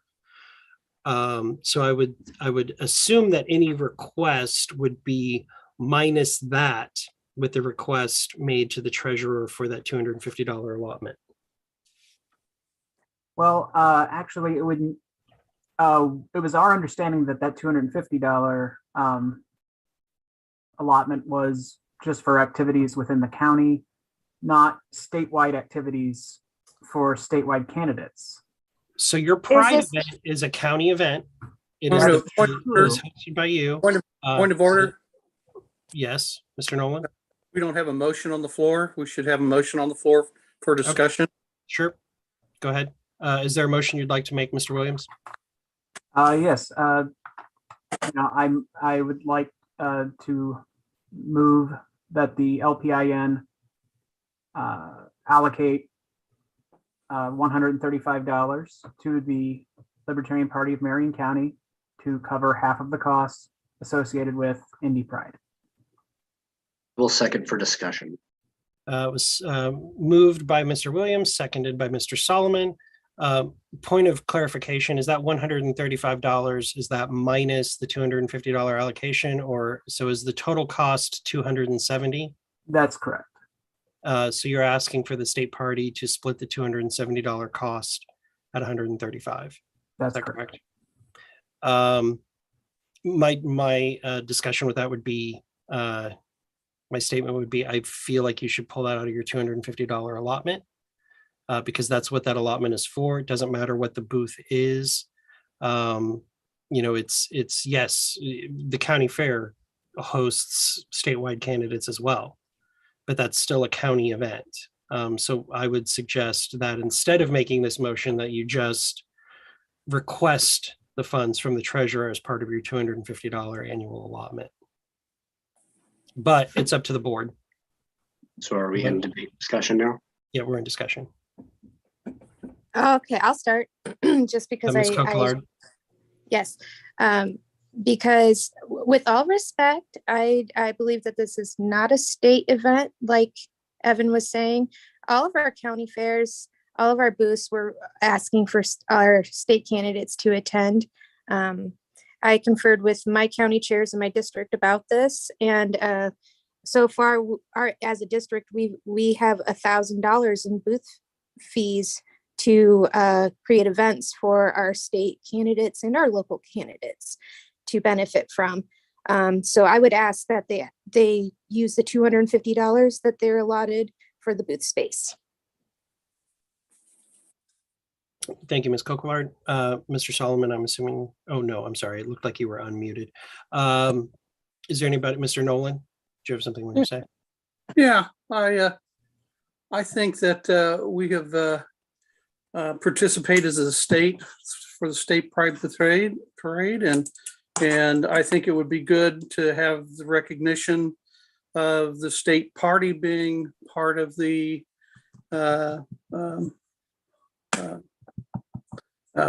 outreach as well as the local. We would want the state banner flown, that we were supporting this. And I think it's appropriate for them to ask for half the money. I would say, Mr. Nolan, that's no different than any other year. They're still using the LPIN banner, as far as I know. And if it were hold on, Ms. Coquillard, please wait to be recognized.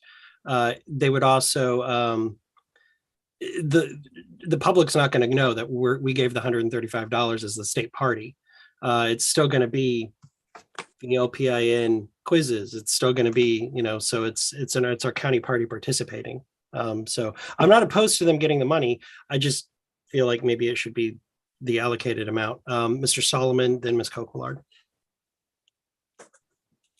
Thank you, Mr. Chair. And I recognize Mr. Nolan's point that, I'm not super familiar with this event. I'm not an Indianapolis guy. I'm a Kentuckiana guy, as the chair never ceases to point out. But it's an Indianapolis area event, and yes, there's going to be statewide candidates there. We're running statewide candidates in an election year. There's going to be statewide candidates and everything. And I don't think that there is a reasonable way to divide this in a way that says, yes, for this Indianapolis event, it's a special situation, and the state party coffers, in addition to that allotment, are going to break out their own funds without also extending that everywhere else, unless the message, and pardon my language, is fuck everyone that ain't us in Indianapolis. And I don't think that's the intent of this board.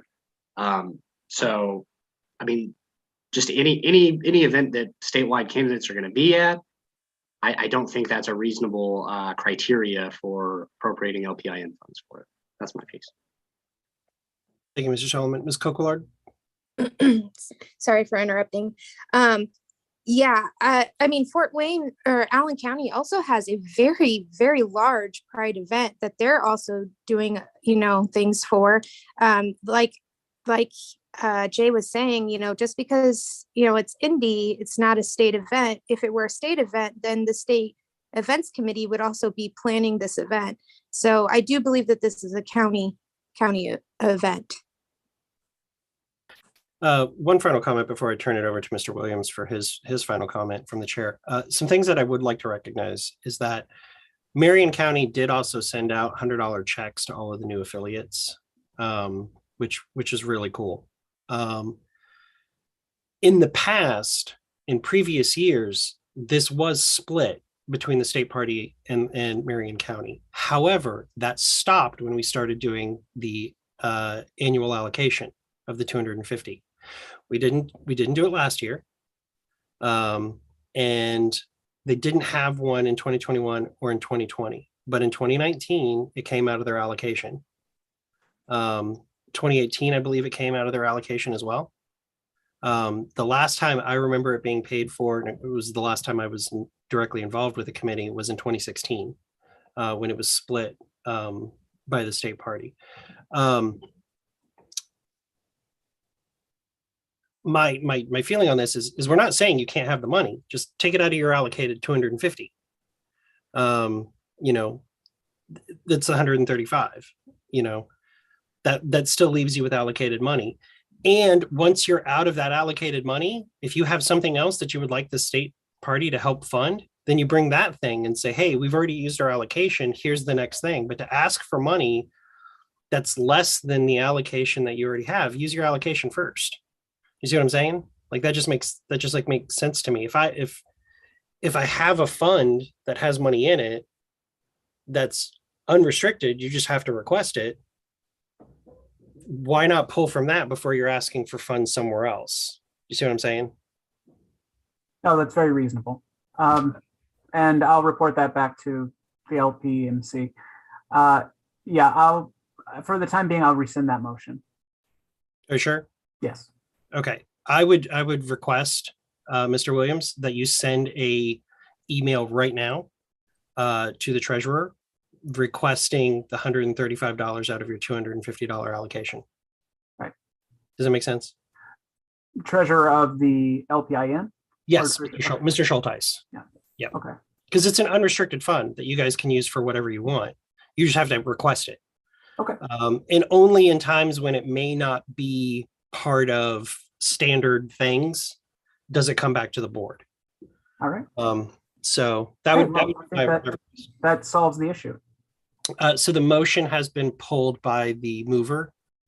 Point of information. Yes, Mr. Chair, or Mr. Solomon. Oh, I'm getting promoted. Just trying to promote you there. Jesus, I just can't catch a break over here. And it's yours. Congratulations, Mr. Solomon. So a question actually for Mr. Williams. Do you want to just rescind it and consult with the Marion County folks, or would you just want to amend your motion to go ahead and do that out of that $250 allotment? That way you could get this knocked out now. And he wouldn't, just to clarify, Mr. Solomon, they don't need to request the approval of the board unless it's for something unusual or out of norm. Okay. So they can request the 135 out of the 250, and all Mr. Schulteis has to do is inform us that has happened. Okay. So they can Point use of it. clarification. Yes, Ms. Coquillard. The 250, remind me, is this a district allotment or is it a county affiliate allotment? District. We have So they would have to request the funds from their district then first. Correct. They would have to ask the other county affiliates first. No, not necessarily. They would just need to come to you, and it's up to you as the district chair what you want to bring forward and what you want to spend it on. It's actually kind of like a fund for the district rep in a sense. So you pick the things that you want to spend the money on in support of your affiliates within your districts or within your district. I see. I guess I would just ask the county chairs to vote on it just because me personally, I wouldn't want to just show bias or anything. That's probably a good policy. Marion, 7th district is only Marion County, so they don't have to do that. But I believe that in District 8, when they had requested this before, it was after a vote from their district committee, which was the county chairs. I believe that was when they requested that money, it was from that vote. And because it was paying for rent, that was outside of the normal expectation. And that's why it went through that request process, was because it was outside. It's not benefiting a county or an event. Therefore, it came to the board, and it was kind of iffy, but that's why it went through that process. So Mr. Williams, you'll make that request to the treasurer for those funds? Yes, I will. And thank you everyone for your input. And sorry for making the meeting longer than it needed to be. That's okay. This is a learning thing, and it is important for those things to be discussed. So it's good. Thank you, Mr. Williams. Mr. Solomon, it looked like you wanted to say something. Yeah, I just wanted to say, Kent, it's not personal. Nothing against Marion County District 7. That I would have said that to anybody. I understand. And had you been over your allocation and the allocation properly spent, I would be strongly advocating for you to get that money. Same. I would probably give that money to any affiliate. I'm not fighting over that little bit of money. I just think that we should use it wisely. So. Next event or next on the agenda is events. And this is just for people to talk about events coming up that may not have already been mentioned. This is typically at the end. But so is there any event topics, anything going on that we need to be aware of that was not already discussed or that is not already on the calendar?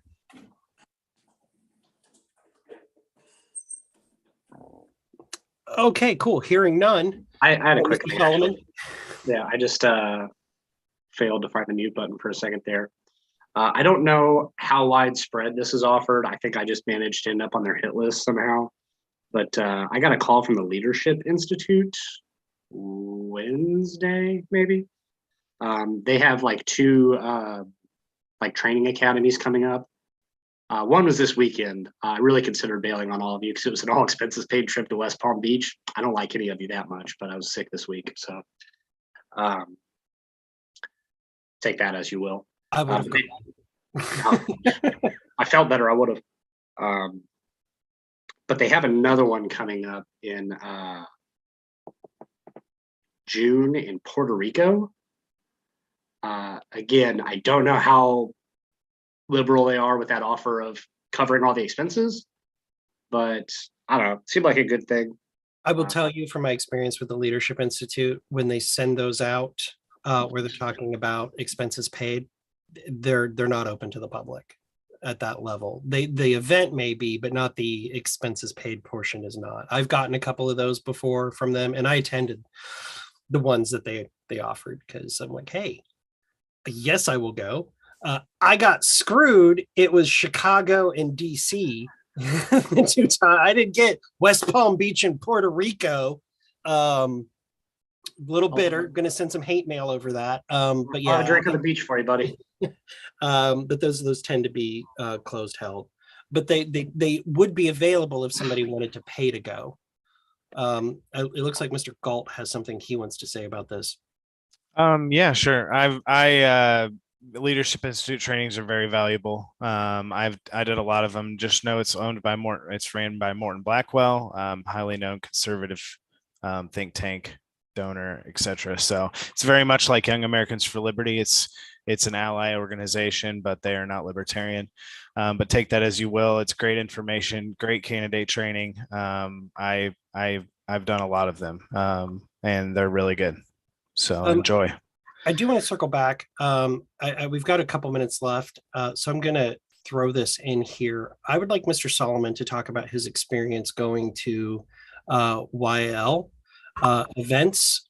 We used to do YL events, and they had treated libertarians very poorly in the past.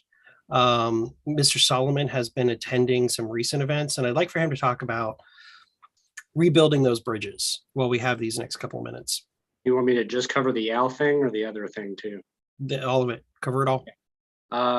So I've been making some rounds of the wider liberty movement, so to speak.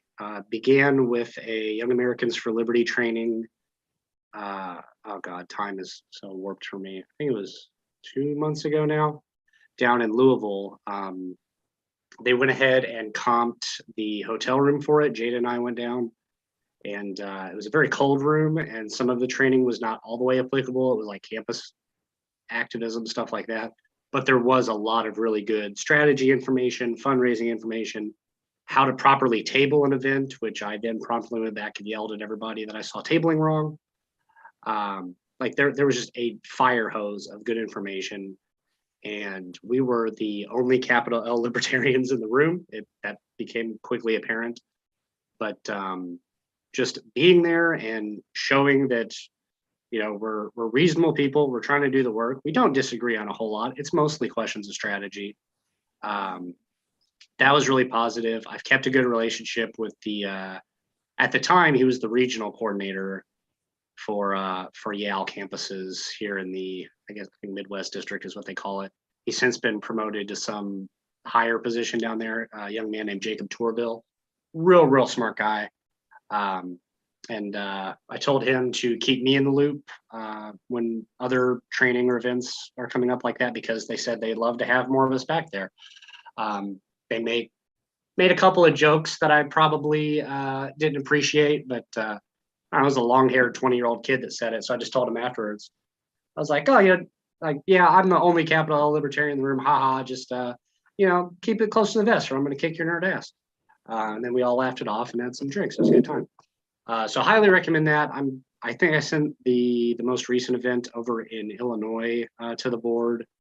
When I get stuff, I would like to send them. I highly recommend attending those. In addition to that, I also attended the Midwest annual convention of the Federalist Society.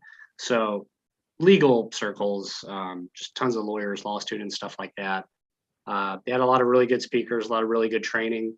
The information that was presented in the seminars probably wasn't the greatest or most relevant to actual political work, but the connections that are made there, like for those of you that don't know, my dream job is to work for the Institute for Justice. And the first night I'm there, I'm sitting at a dinner table with the managing attorney of their Minneapolis office and getting those networking contacts in. That's huge. Like just being able to introduce people that are interested in this movement to other aspects, especially ones that can pay them. And keeping those connections, I will vouch all day for the value of these things. And yeah, I'm going to keep seeking those things out and trying to build those bridges where I can. And I recommend everybody do the same. I will and state this. I know a lot of us have had issues with groups like YL in the past. I've personally had it. I've seen candidates disparaged and disrespected in the past. Lauren Doherty, who is the previous development director for the National Party back in 2018, she is now the chair of Young Americans for Liberty. When we had somebody disparaging the LPIN as being not part of their effort to pass constitutional carry in Indiana, by the way, nobody reached out. We didn't know what they were doing, but then criticized us for not participating in their secret thing that we didn't know about. I reached out to Lauren, and Lauren jumped on it really quick, she's the national chair, and she reached out to people right away and said, "Hey, what's going on here?" I mentioned YL in my last interview with Abdul. I said, and you had great organizations like Young Americans for Liberty who fought for constitutional carry. She heard it and sent me an email thanking me for mentioning YL positively. So there's a cultural change there. So it's a good idea, one, to be working with these organizations again, and two, we shouldn't just limit it to that. We should be reaching out to other organizations, any group that we have something in common that we can work together on that one little thing. Even if the other 5,000 things we disagree with, if we agree on one thing, let's work together on that one thing. When we get that one thing solved, we can fight about the other 5,000 things after that. And Mr. Solomon is being that example down in District 8 and reaching out to those groups. He's doing it through JADA. They're reaching out to groups that we might not normally be reaching out to. So that's a great thing. And I'm going to recognize Mr. Hirsch because his hand was up first. Mr. Hirsch. Okay, I'm also a member of YAL. I've been to their national convention a few times. I've been to a few of their trainings, and my experience with them has always been positive.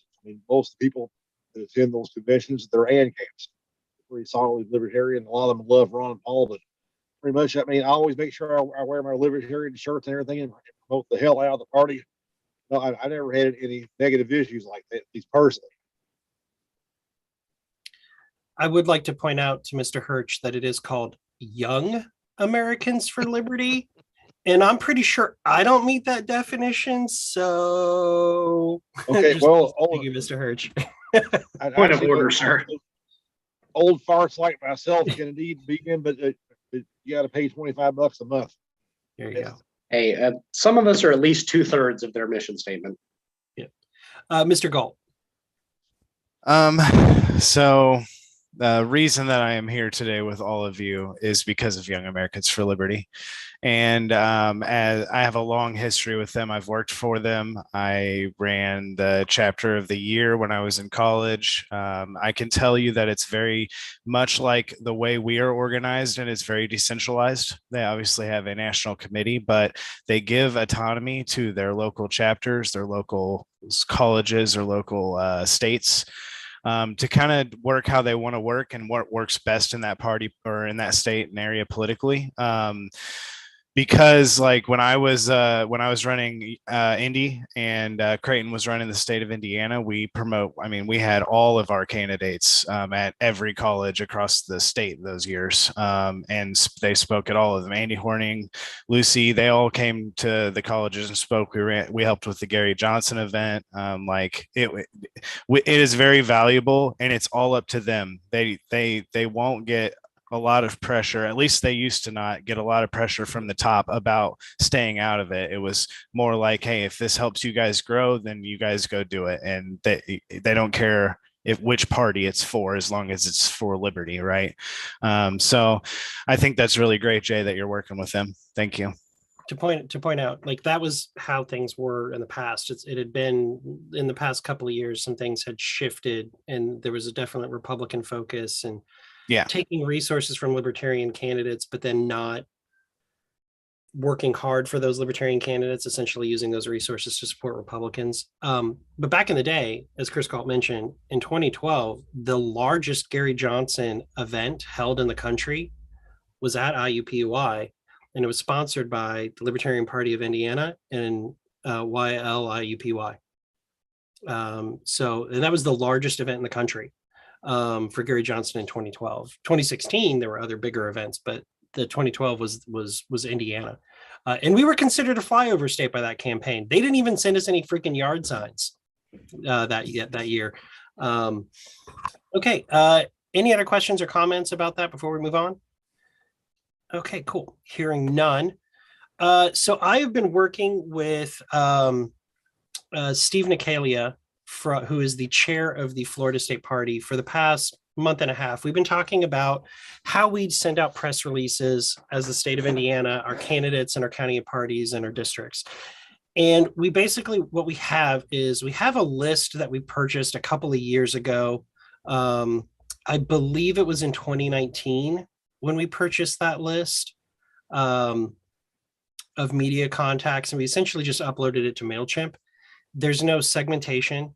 We don't have people segmented by type of media or category or even region or location. It's a solid list of media contacts. So when Jay Solomon sends me something about Vanderburgh County, I have to send it out statewide from our media list because we don't have it segmented. We've been working, Michelle and a couple of county chairs have been sending us specific, like, these are reporters within our county or within our district, which has been helpful.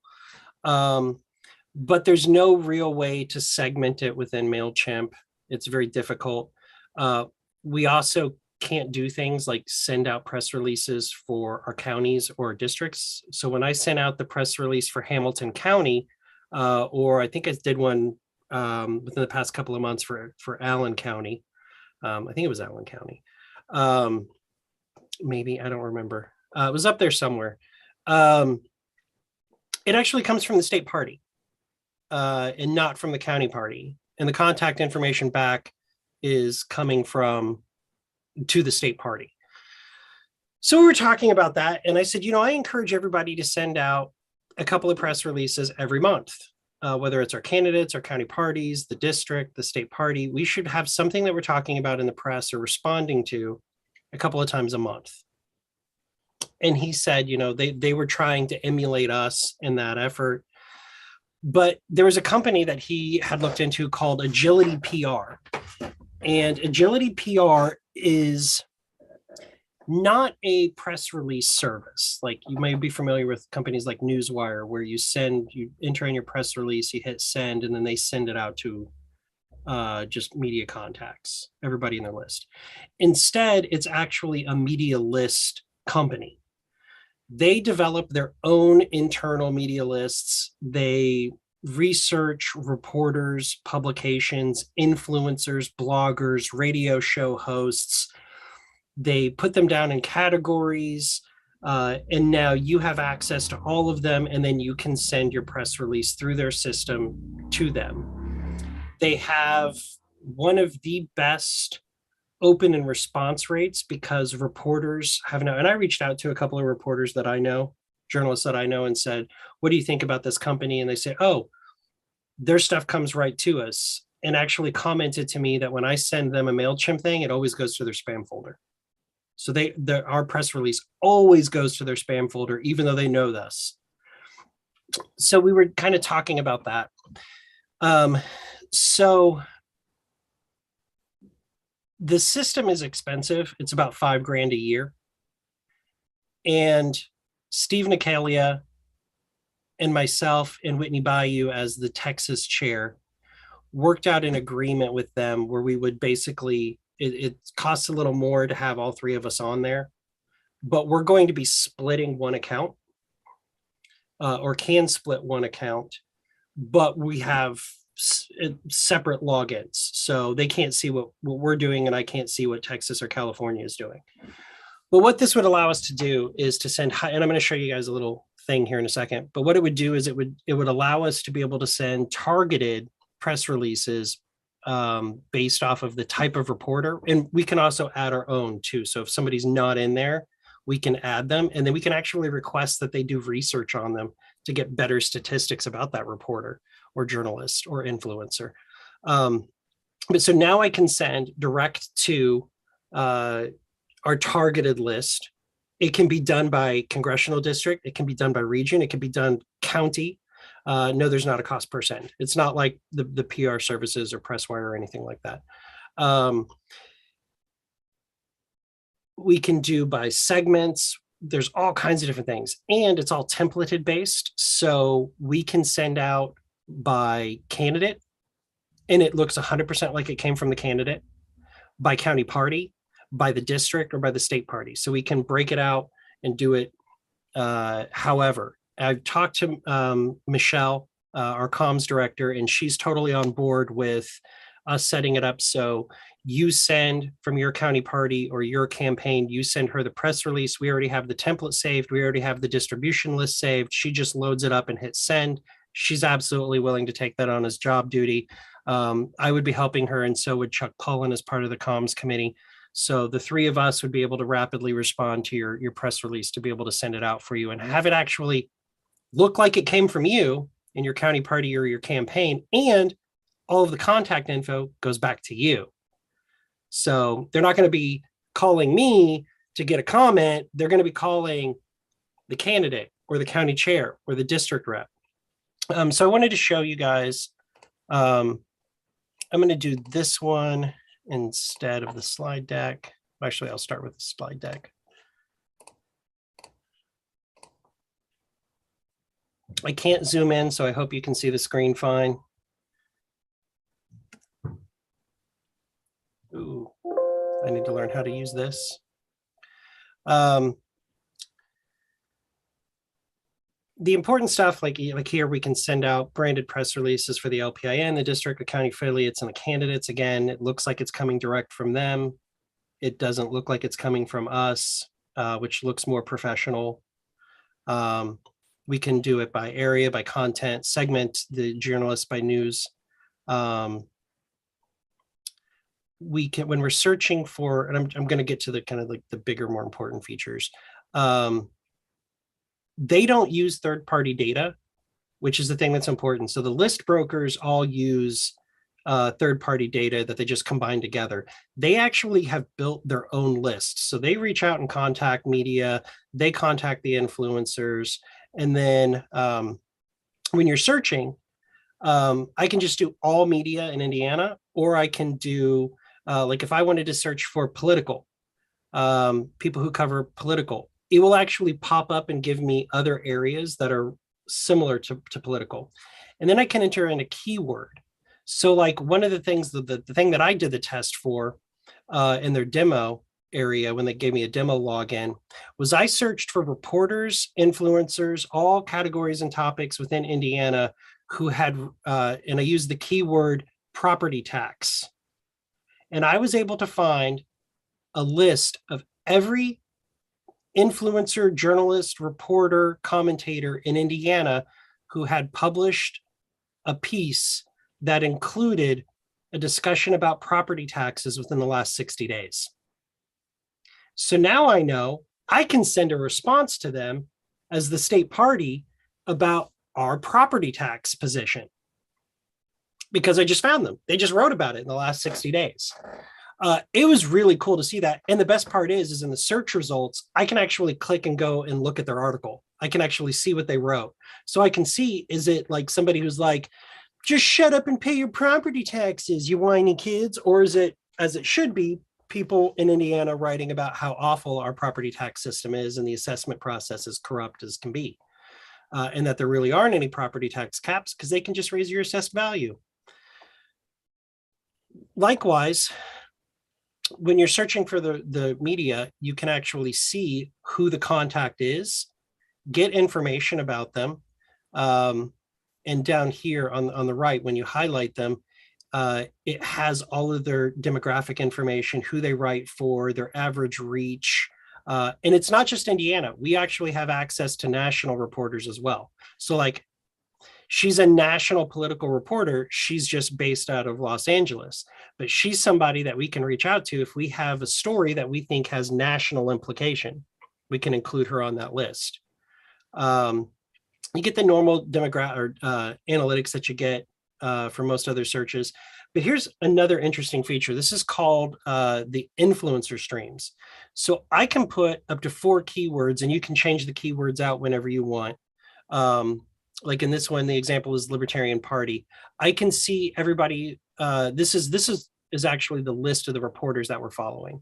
So this one, it would be like a keyword, midterm elections. And it shows everybody who's recently posted midterm elections. So I could put in here, Jeff Moore, James Siniak, Tanya Millis, or, whatever keywords I'm looking for, comments about the Libertarian Party of Indiana. And then it will show me across all the different networks who is publishing posts or referring to James Siniak. So it's kind of like a clipping service in a weird way. So I want to show the last thing is just a 2-minute video.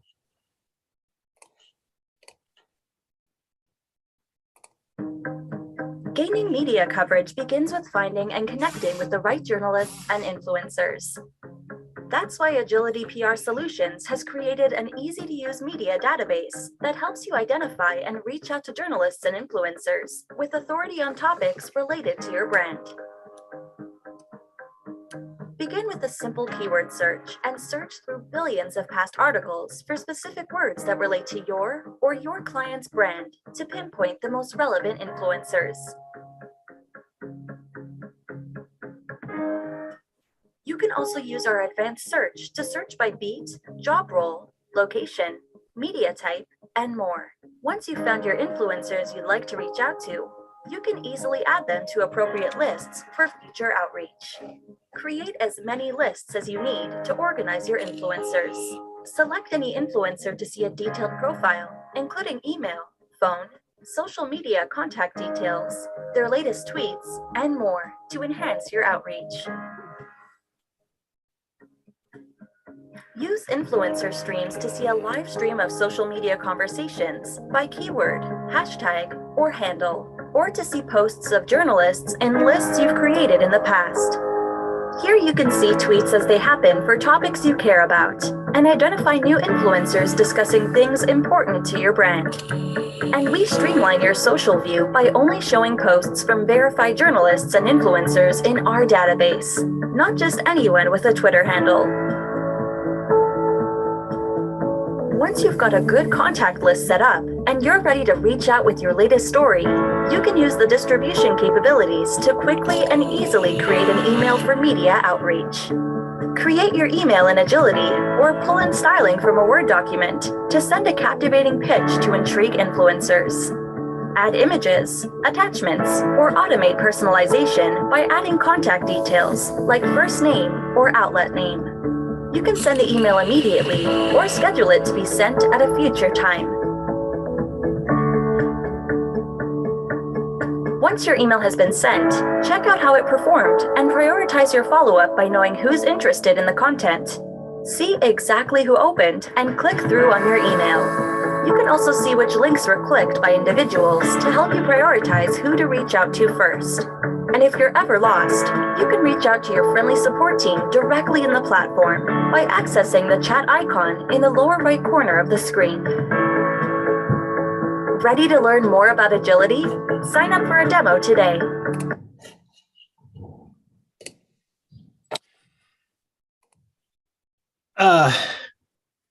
Yeah, agreed. And actually, Mr. Dorn mentioned in the chat that $5K a year for that is a bargain. And actually, it's not even 5K because we're splitting it with the 3 states, and they added some additional features for us, as well as creating.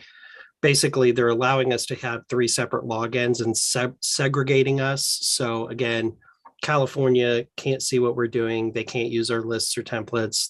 And I can't see theirs or do theirs. Per state, it's $2,269.33 for a year for each state. So our cost would be about $2,300 per year. I can tell you that one of the top 3 things that I'm getting requested most from county affiliates and from candidates is press releases. I have received just in the last 2 weeks about 7 press releases that they've asked for us to send. And some of them, I send it out because I'm not ever going to say no, because I'm all about please send press releases, write them, send them. The problem is, you as a candidate running for your town council, it's going to go to everybody in the state of Indiana. It's going to go to all the reporters right now that we have. And that's not great. If somebody in Lake County is hearing about Jay Solomon's run for Darmstadt Township in Vanderburgh County, the reporter there not only doesn't care, but is likely to put us on a spam list because they don't want to keep getting that stuff anymore. So I see this as very useful. Before I put a motion together, or before I present the motion, I just want to have a discussion about it. If there are any questions. Mr. Solomon, I saw you turn your camera on, so I'm assuming you want to say something. I'm going to steal Mr. Nolan's thunder. I think I would prefer us to actually have a motion on the floor before we get into the debate part. Okay, I would accept a motion to move to authorize $2,300 annually for the use of Agility PR. Second. So it was moved by Mr. Galt. Is there a second? Oh. I'll second it. Seconded by Ms. Holliday. So it's been moved and seconded. Could you please go back to the actual motion and restate that so that I have it the way it needs to be in the minutes? Authorizing the allocation of $2,200, I guess $2,300 is what I actually said, $2,300 for the use of Agility PR for 1 year.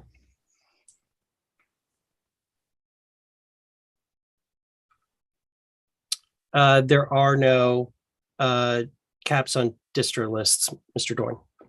We could literally have 5,000 or more if we wanted. Point of information, I suppose. Mr. Solomon. Is this budgeted for? What item is this coming out of? There is not a budget for it. That's why there's a motion coming forward, because it's not a budgeted item. If there was already a previous, but actually MailChimp would go away. So it would be, let me look real quick here, Mr. Solomon, what the budgeted amount for under MailChimp would be. Give me 1 second.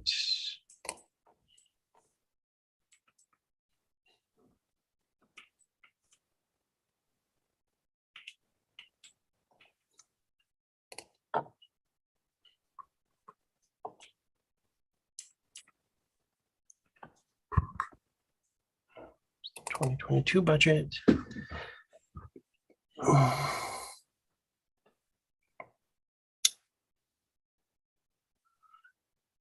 Our email marketing budget is $828 a year, and that's MailChimp. So since that was actually budgeted for, we passed this with the intent to replace MailChimp with that. Does that require separate action to sever us from the liability of something that we already voted to approve a budget for? No, because it would just be transferring it to a different service. It's kind of like if you needed to switch from AT&T to Verizon, you don't actually have to get the authorization for that. Okay. Notice I didn't say T-Mobile. Miss Avery. I was laughing because you didn't say T-Mobile too. Do we know how long this company has been in existence? Are they a new company? Why are they giving us such a great deal? I can't answer the why are they giving us such a great deal. It's because there are 47 plus DC plus national potential clients. And I made it apparent when I was in conversations with Mr. Nicalia and Miss Bayou that my intent was to use this as an experiment for our first year. The three of us basically burden sharing it, testing it out. But my goal is eventually to sever ties and not have a combined account. Their goal at Agility PR is to also have a individual account per state party. They're totally cool with us using it for our counties and our candidates and our districts. They don't want everybody within our state to have their own account, but they'd like each state to eventually have their own account. They'd also like for us to eventually purchase their media monitoring services, which are that's more of a large scale clipping and reporting service, which is more expensive, but not something that I'm interested in doing, at least not at this point. Maybe if we have like a really big, high profile $1 million campaign going on, then we'd want to do that service, but not now. But so just kind of like the same with the data company that we work with, we're test pilots. This hasn't been done before. And so they're kind of like, hey, this is a market that we can get into. Let's give them basically a deal to be able to get that done.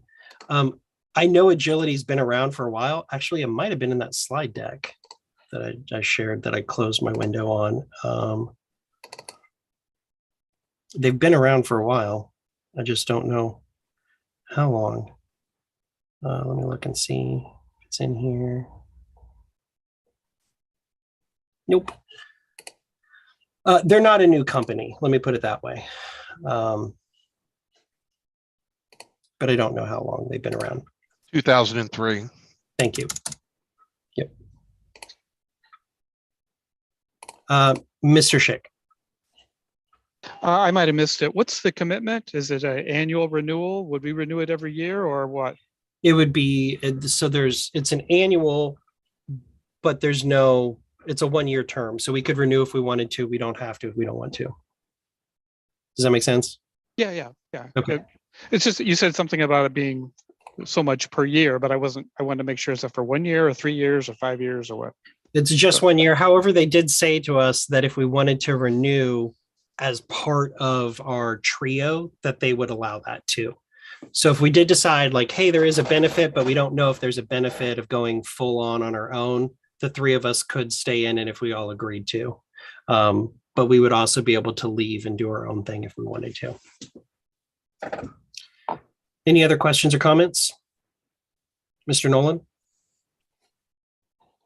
Yeah, I'm kind of leery about it. 3 or 4 years ago, we spent hundreds, if not thousands of dollars for a list of media outlets. And from what I can see, at least in the fact of the in the 5th district here that it has had little to no effect in helping us. So I understand this is fancier and zoomed up. Will this take are we going to lose some capabilities if we get rid of MailChimp? MailChimp is only used. The only reason why we have MailChimp is for our press releases. That's it. That is the only thing we use MailChimp for. It's not connected to the CRM. It's not connected to anything at all. It's just that. I would point out that the 5th district has benefited because Hamilton County has sent out multiple press releases in the last year and has had multiple hits in their local press because of it. So I would say that's not accurate. It has benefited in that there's other counties, that have used it. If you're not sending out press releases, you're not going to get a benefit from it. I've got a copy of the list that I asked for, and it's a mess. Yeah, because it sucks. That's why we want to do this, so that we have something that's not the most. I can't imagine that that list was. I suspect it's that the list we have is one we've generated ourselves. No, we purchased that list. I mean, it was a mess. I tried to go through it and sort out stuff just in Madison and the 5th district, and it spent hours and hours and never got it done. But I mean, I don't know how it could have helped us. But anyway, I don't feel that we got our money's worth on that, and so I am somewhat leery on this. So, but if you're saying we're not going to lose anything with MailChimp, and it's only 1-year commitment, I will not oppose it. But I am very leery. I would agree with you, Mr. Nolan, that we did not, when that, and I mean, that was, I think I'd just come on board, was just put on the board when Mr. McGuire wanted to use that list. And it's a stagnant list. When you get that list from that company, they don't do any updates. There's no changing. And it's just here's an Excel file with the contact information. Good luck and Godspeed. And that's the way it went. And it was garbage. It was garbage right out of the gate. The first time we sent a statewide email, it was like 10% were bounce backs, bad email addresses. And we couldn't segment it. There was no way to know where to send for what. That's why I like this system, is because 1, there's no bounce backs. They maintain updates. They're literally updating daily. If there's a reporter that's not in there that we're talking to, that we already know, we can submit it to them, ask them to do the research, to have all of the other extra information about the reach, their history, all of that good stuff put in their categories and everything. But so it's not like getting an Excel list. There's not going to be an Excel list. It's going to need to come through this. But as long as people are sending press releases, it'll be great. In order on deck is Mr. Schick, Miss Avery, Miss Brenton, then Mr. Hagerman. And then if there's no objection, Mr. Dorn would like to make a comment. And then after Mr. Dorn, it would come back to Mr. Nolan. Does everybody understand that order? Mr. Rigg, keep your mouth shut. No, what do you want to say, Mr. Rigg? Yes, I'd like to request that we extend this by an extra 10 minutes to make room for all the additional speakers. I will say that we are significantly under time for this meeting. We are very ahead of schedule. So is there any objection to extending by 10 minutes to make room for speakers? Hearing no objection, the time is extended by an additional 10 minutes. Thank you, Mr. Rigg. Mr. Schick, go ahead. So Evan, if I understand, you're the primary user from Indiana. Who would be the backup user? If something happened to you or you got a better job or whatever, who would be the backup user from Indiana? It would be both Michelle Holliday as the comms director, as well as the Chuck Pullen, who's also on the communications committee. But we would also have that information locked away so that Chuck Hagerman can then be able to give that information. He has the access to my secret drop dead file with all my info in it. Does that answer the Okay. question? Sure. Yep. Yes, thank you. Ms. Avery. I have not looked into media contacts as far as the CRM is concerned. Is that something that's also available? Is this kind of replacing some of that? Are there media contacts on there? Because like I said, I haven't really looked into that yet. So within our CRM, there is a space for media contacts. It tends to be garbage. There was a problem where National, when they were adding people to the CRM at one point in time, was listing them as media contacts because they had a blog or a website or something, even though they weren't a media contact. It made it kind of garbage. I was working with Andy to clean it up so that we could take our current list, put it in the CRM, and be able to give everybody access to it. The problem was we still fall under that spam issue that we had with allowing candidates to send emails, bulk mails through the CRM. It's the same problem. This removes that. So me and Andy had already killed adding more media contacts to the CRM because you weren't going to be able to contact them anyway. Why bother spending that time putting them in if we weren't going to be able to contact them in the CRM? Does that answer your question, Ms. Avery? Thank you. Next on deck was Lucy Brenton, I believe. Ms. Brenton, go ahead. Hey, I just wanted to put my 2 cents in. I am all for this. I can't believe that we haven't done it yet and that we're even having to discuss it this much. If we have any chance of competing, we've got to be more visible. And we're not going to be visible without spending some money. We have to be willing to spend some money on something like this. Thank you, Ms. Brenton. Mr. Hagerman. I just wanted to say that as we move towards a more data driven, I think we're already seeing benefits from this. You know, the new political quiz and getting those numbers and scores into the CRM so we can target our communication. That's going to be a great benefit for us, using demographic data to try to predict that sort of libertarian people that we want to go talk to is going to be very helpful. And I just see this as more of that. It's not just the continued updating that they're going to be doing in the background, adding and further clarifying, but it's also going to be the analytics that we can get. All right, so we went through and used keywords and found these 50 people, but these were the 10 that really responded. Well, now we can start hitting them, you know, and you know, knowing that we're going to get a good response from them. So I think all of that is just incredibly valuable and is all part of the plan that we've been doing in all other parts of growing this party. That's all I have to say. Thank you, Mr. Hagerman. Is there any objection to hearing from member Dorn Brenton? Mr. Dorn, go ahead. Or Mr. Brenton, go ahead. I just wanted, and you can call me Dorn, Mr. Dorn, whatever. I dabble in this industry, as you know, and point of reference, the system that we use costs $2,500 a year to just be a member of the system. It is not this granular. It does not have the search capabilities nor the analytics that Mr. Hagerman mentioned.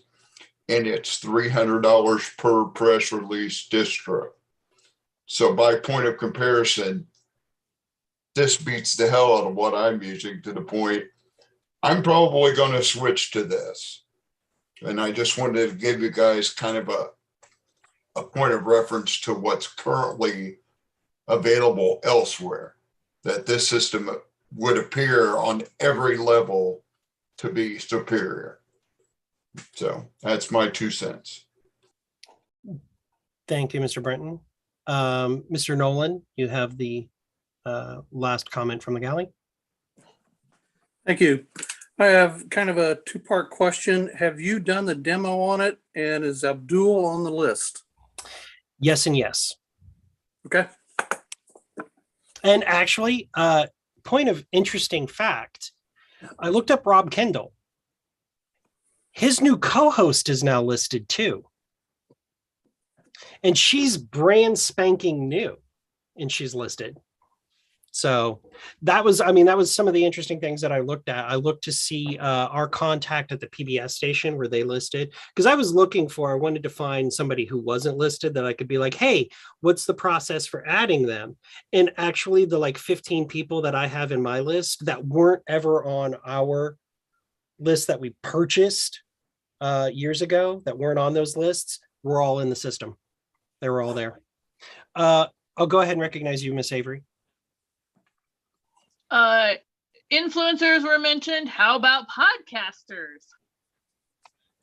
I did not look for podcasters, but it is a category for search. I didn't look for, which is surprising. I didn't even think to look for Jeremiah or any of those guys. I didn't think to, but I do know podcasting was a category to search for, but I didn't search for it because I don't care.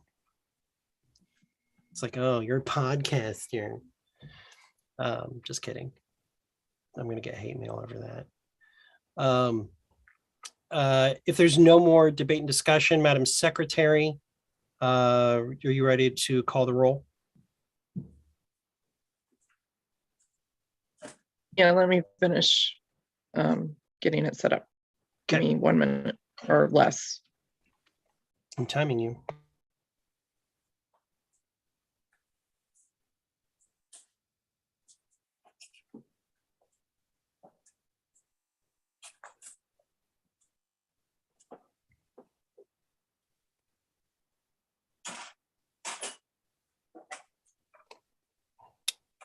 While she's doing that, me and Michelle had a special meeting to kind of go over this. Michelle Holiday, our comms director, to go over this, and she stated with me how enthusiastic, and I know she's here and she could speak for herself, but she was very enthusiastic about it and was ready to, something I didn't mention, we can save press kits for candidates in the system, and we can share the press kits with media. Yeah, this is just a, from everything I've seen preliminarily, an extraordinary opportunity, because it doesn't sound in the introduction as if it's politically oriented at all. They spoke of brands. So we are probably new as far as politics goes. The only commentary I'll say is that, yeah, the major media outlets, all those companies use filters. So if you're suspected to be, spam, it's very easy to be spammed, So this agility PR doesn't get spammed. They have huge people on it, and that's probably, to me, the most important thing, because we'll go to the journalist and then they'll actually make the decision. So there you go. Thank you, Ms. Holiday. Madam Secretary, you ready? Yep. Okay, go ahead and call the roll. Okay. Come to me last. Do you want me to skip you? Yep. And wait till then? Okay. Vice Chair Lucy. Yes. Secretary, I say yes, because that other system was horrid. Michael's absent. Communications Director, Michelle. I say yes. Tech Director, Chuck. Yes. Field Director, Morgan. Yes. Political Director, Chris. Yes. Okay, District 1, John. Yes, I'm for it. District 2, Liz. Yes. District 3, Christy. Yes. District 4, Dennis. Yes.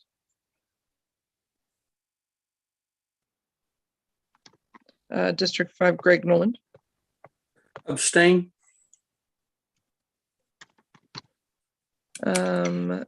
District 6, Larry Silver as proxy. Yes. District 7, Kent. Yes. District 8, Jay. I will abstain. District 9, Greg Hirsch. Yes. Back to our chair, Evan. I'll go ahead and vote yes. Okay. 2, 3, 4, 5, 6, 7, 8, 9, 10, 12, 13, 14 yeses and 2 abstentions and 1 absence. All right. The motion passes. Thank you, guys. We'll be doing a start date of June 1st with that. And with that, go ahead and do announcements. Are there any additional announcements before we head into executive session?